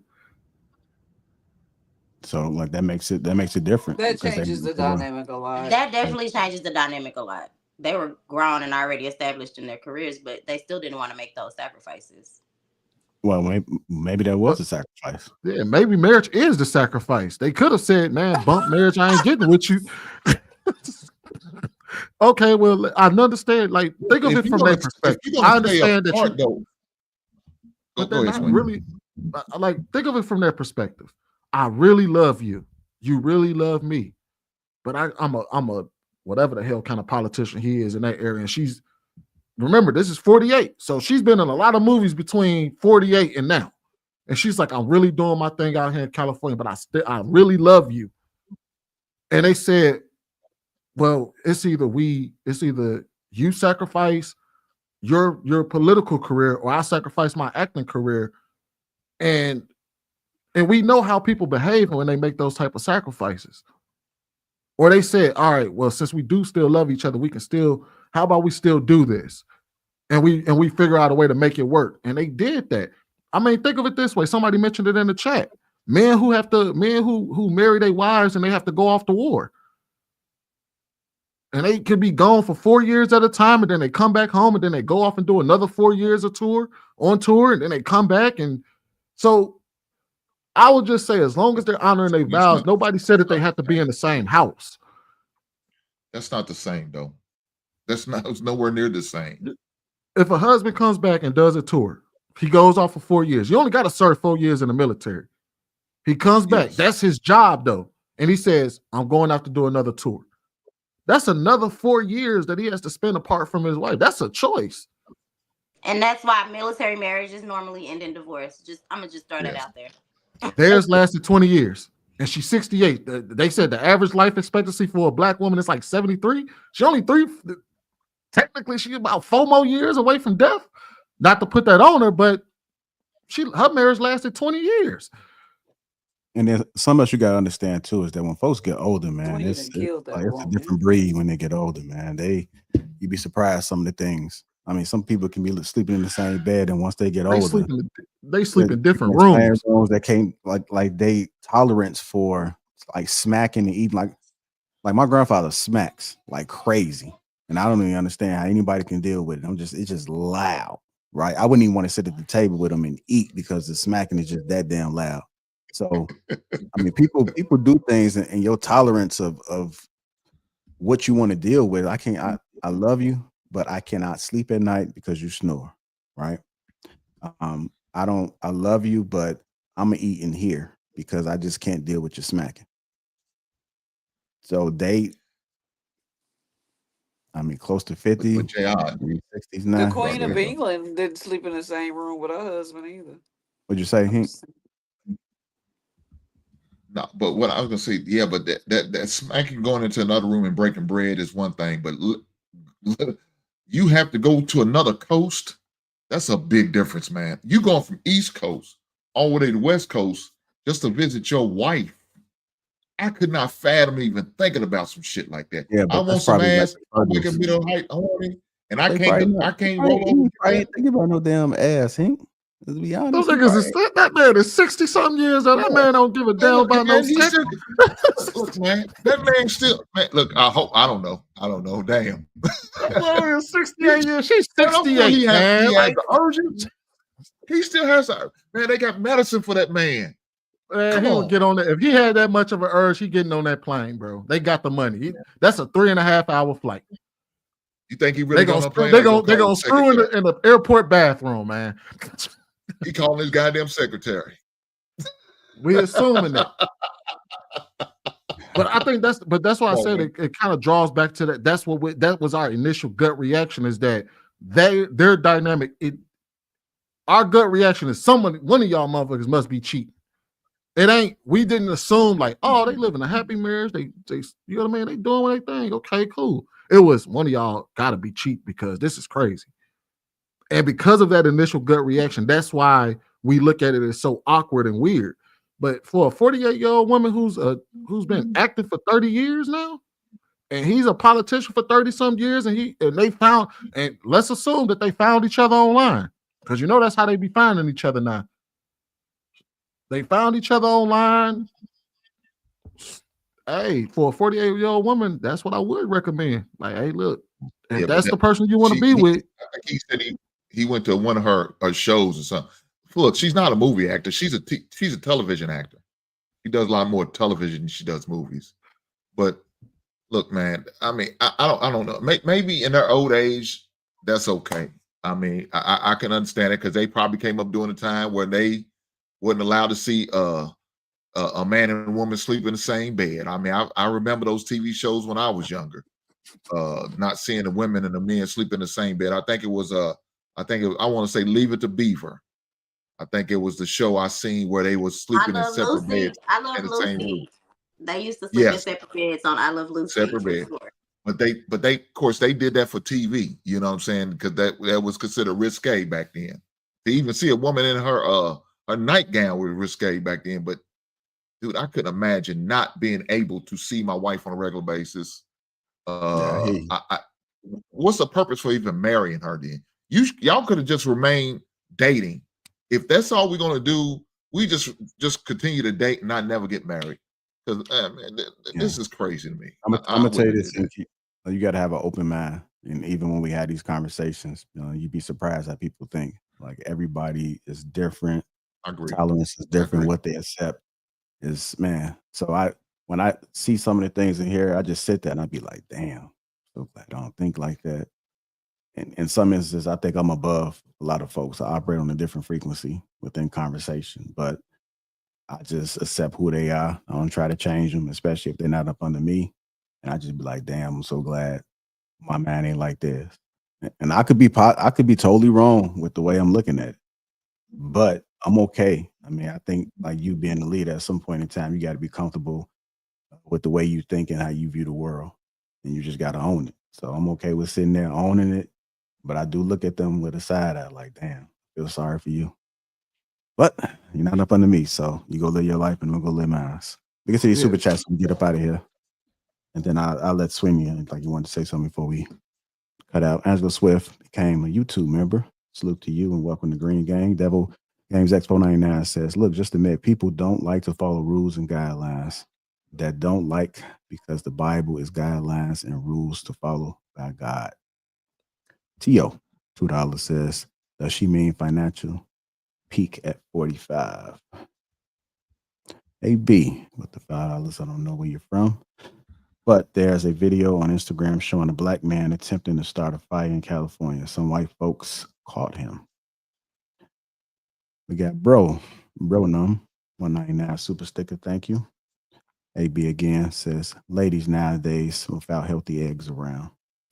AP Accountability Partner $5 says, Aisha, your growth over the last several shows is amazing. Kudos to you, says salute to the panel and JR the mastermind. Thank you, sir.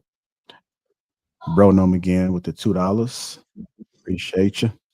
Phil Jr., $2. Ali Young, heard of Shin Nu, leftover women? I think she did respond to you and said she did. What's going on, my brother?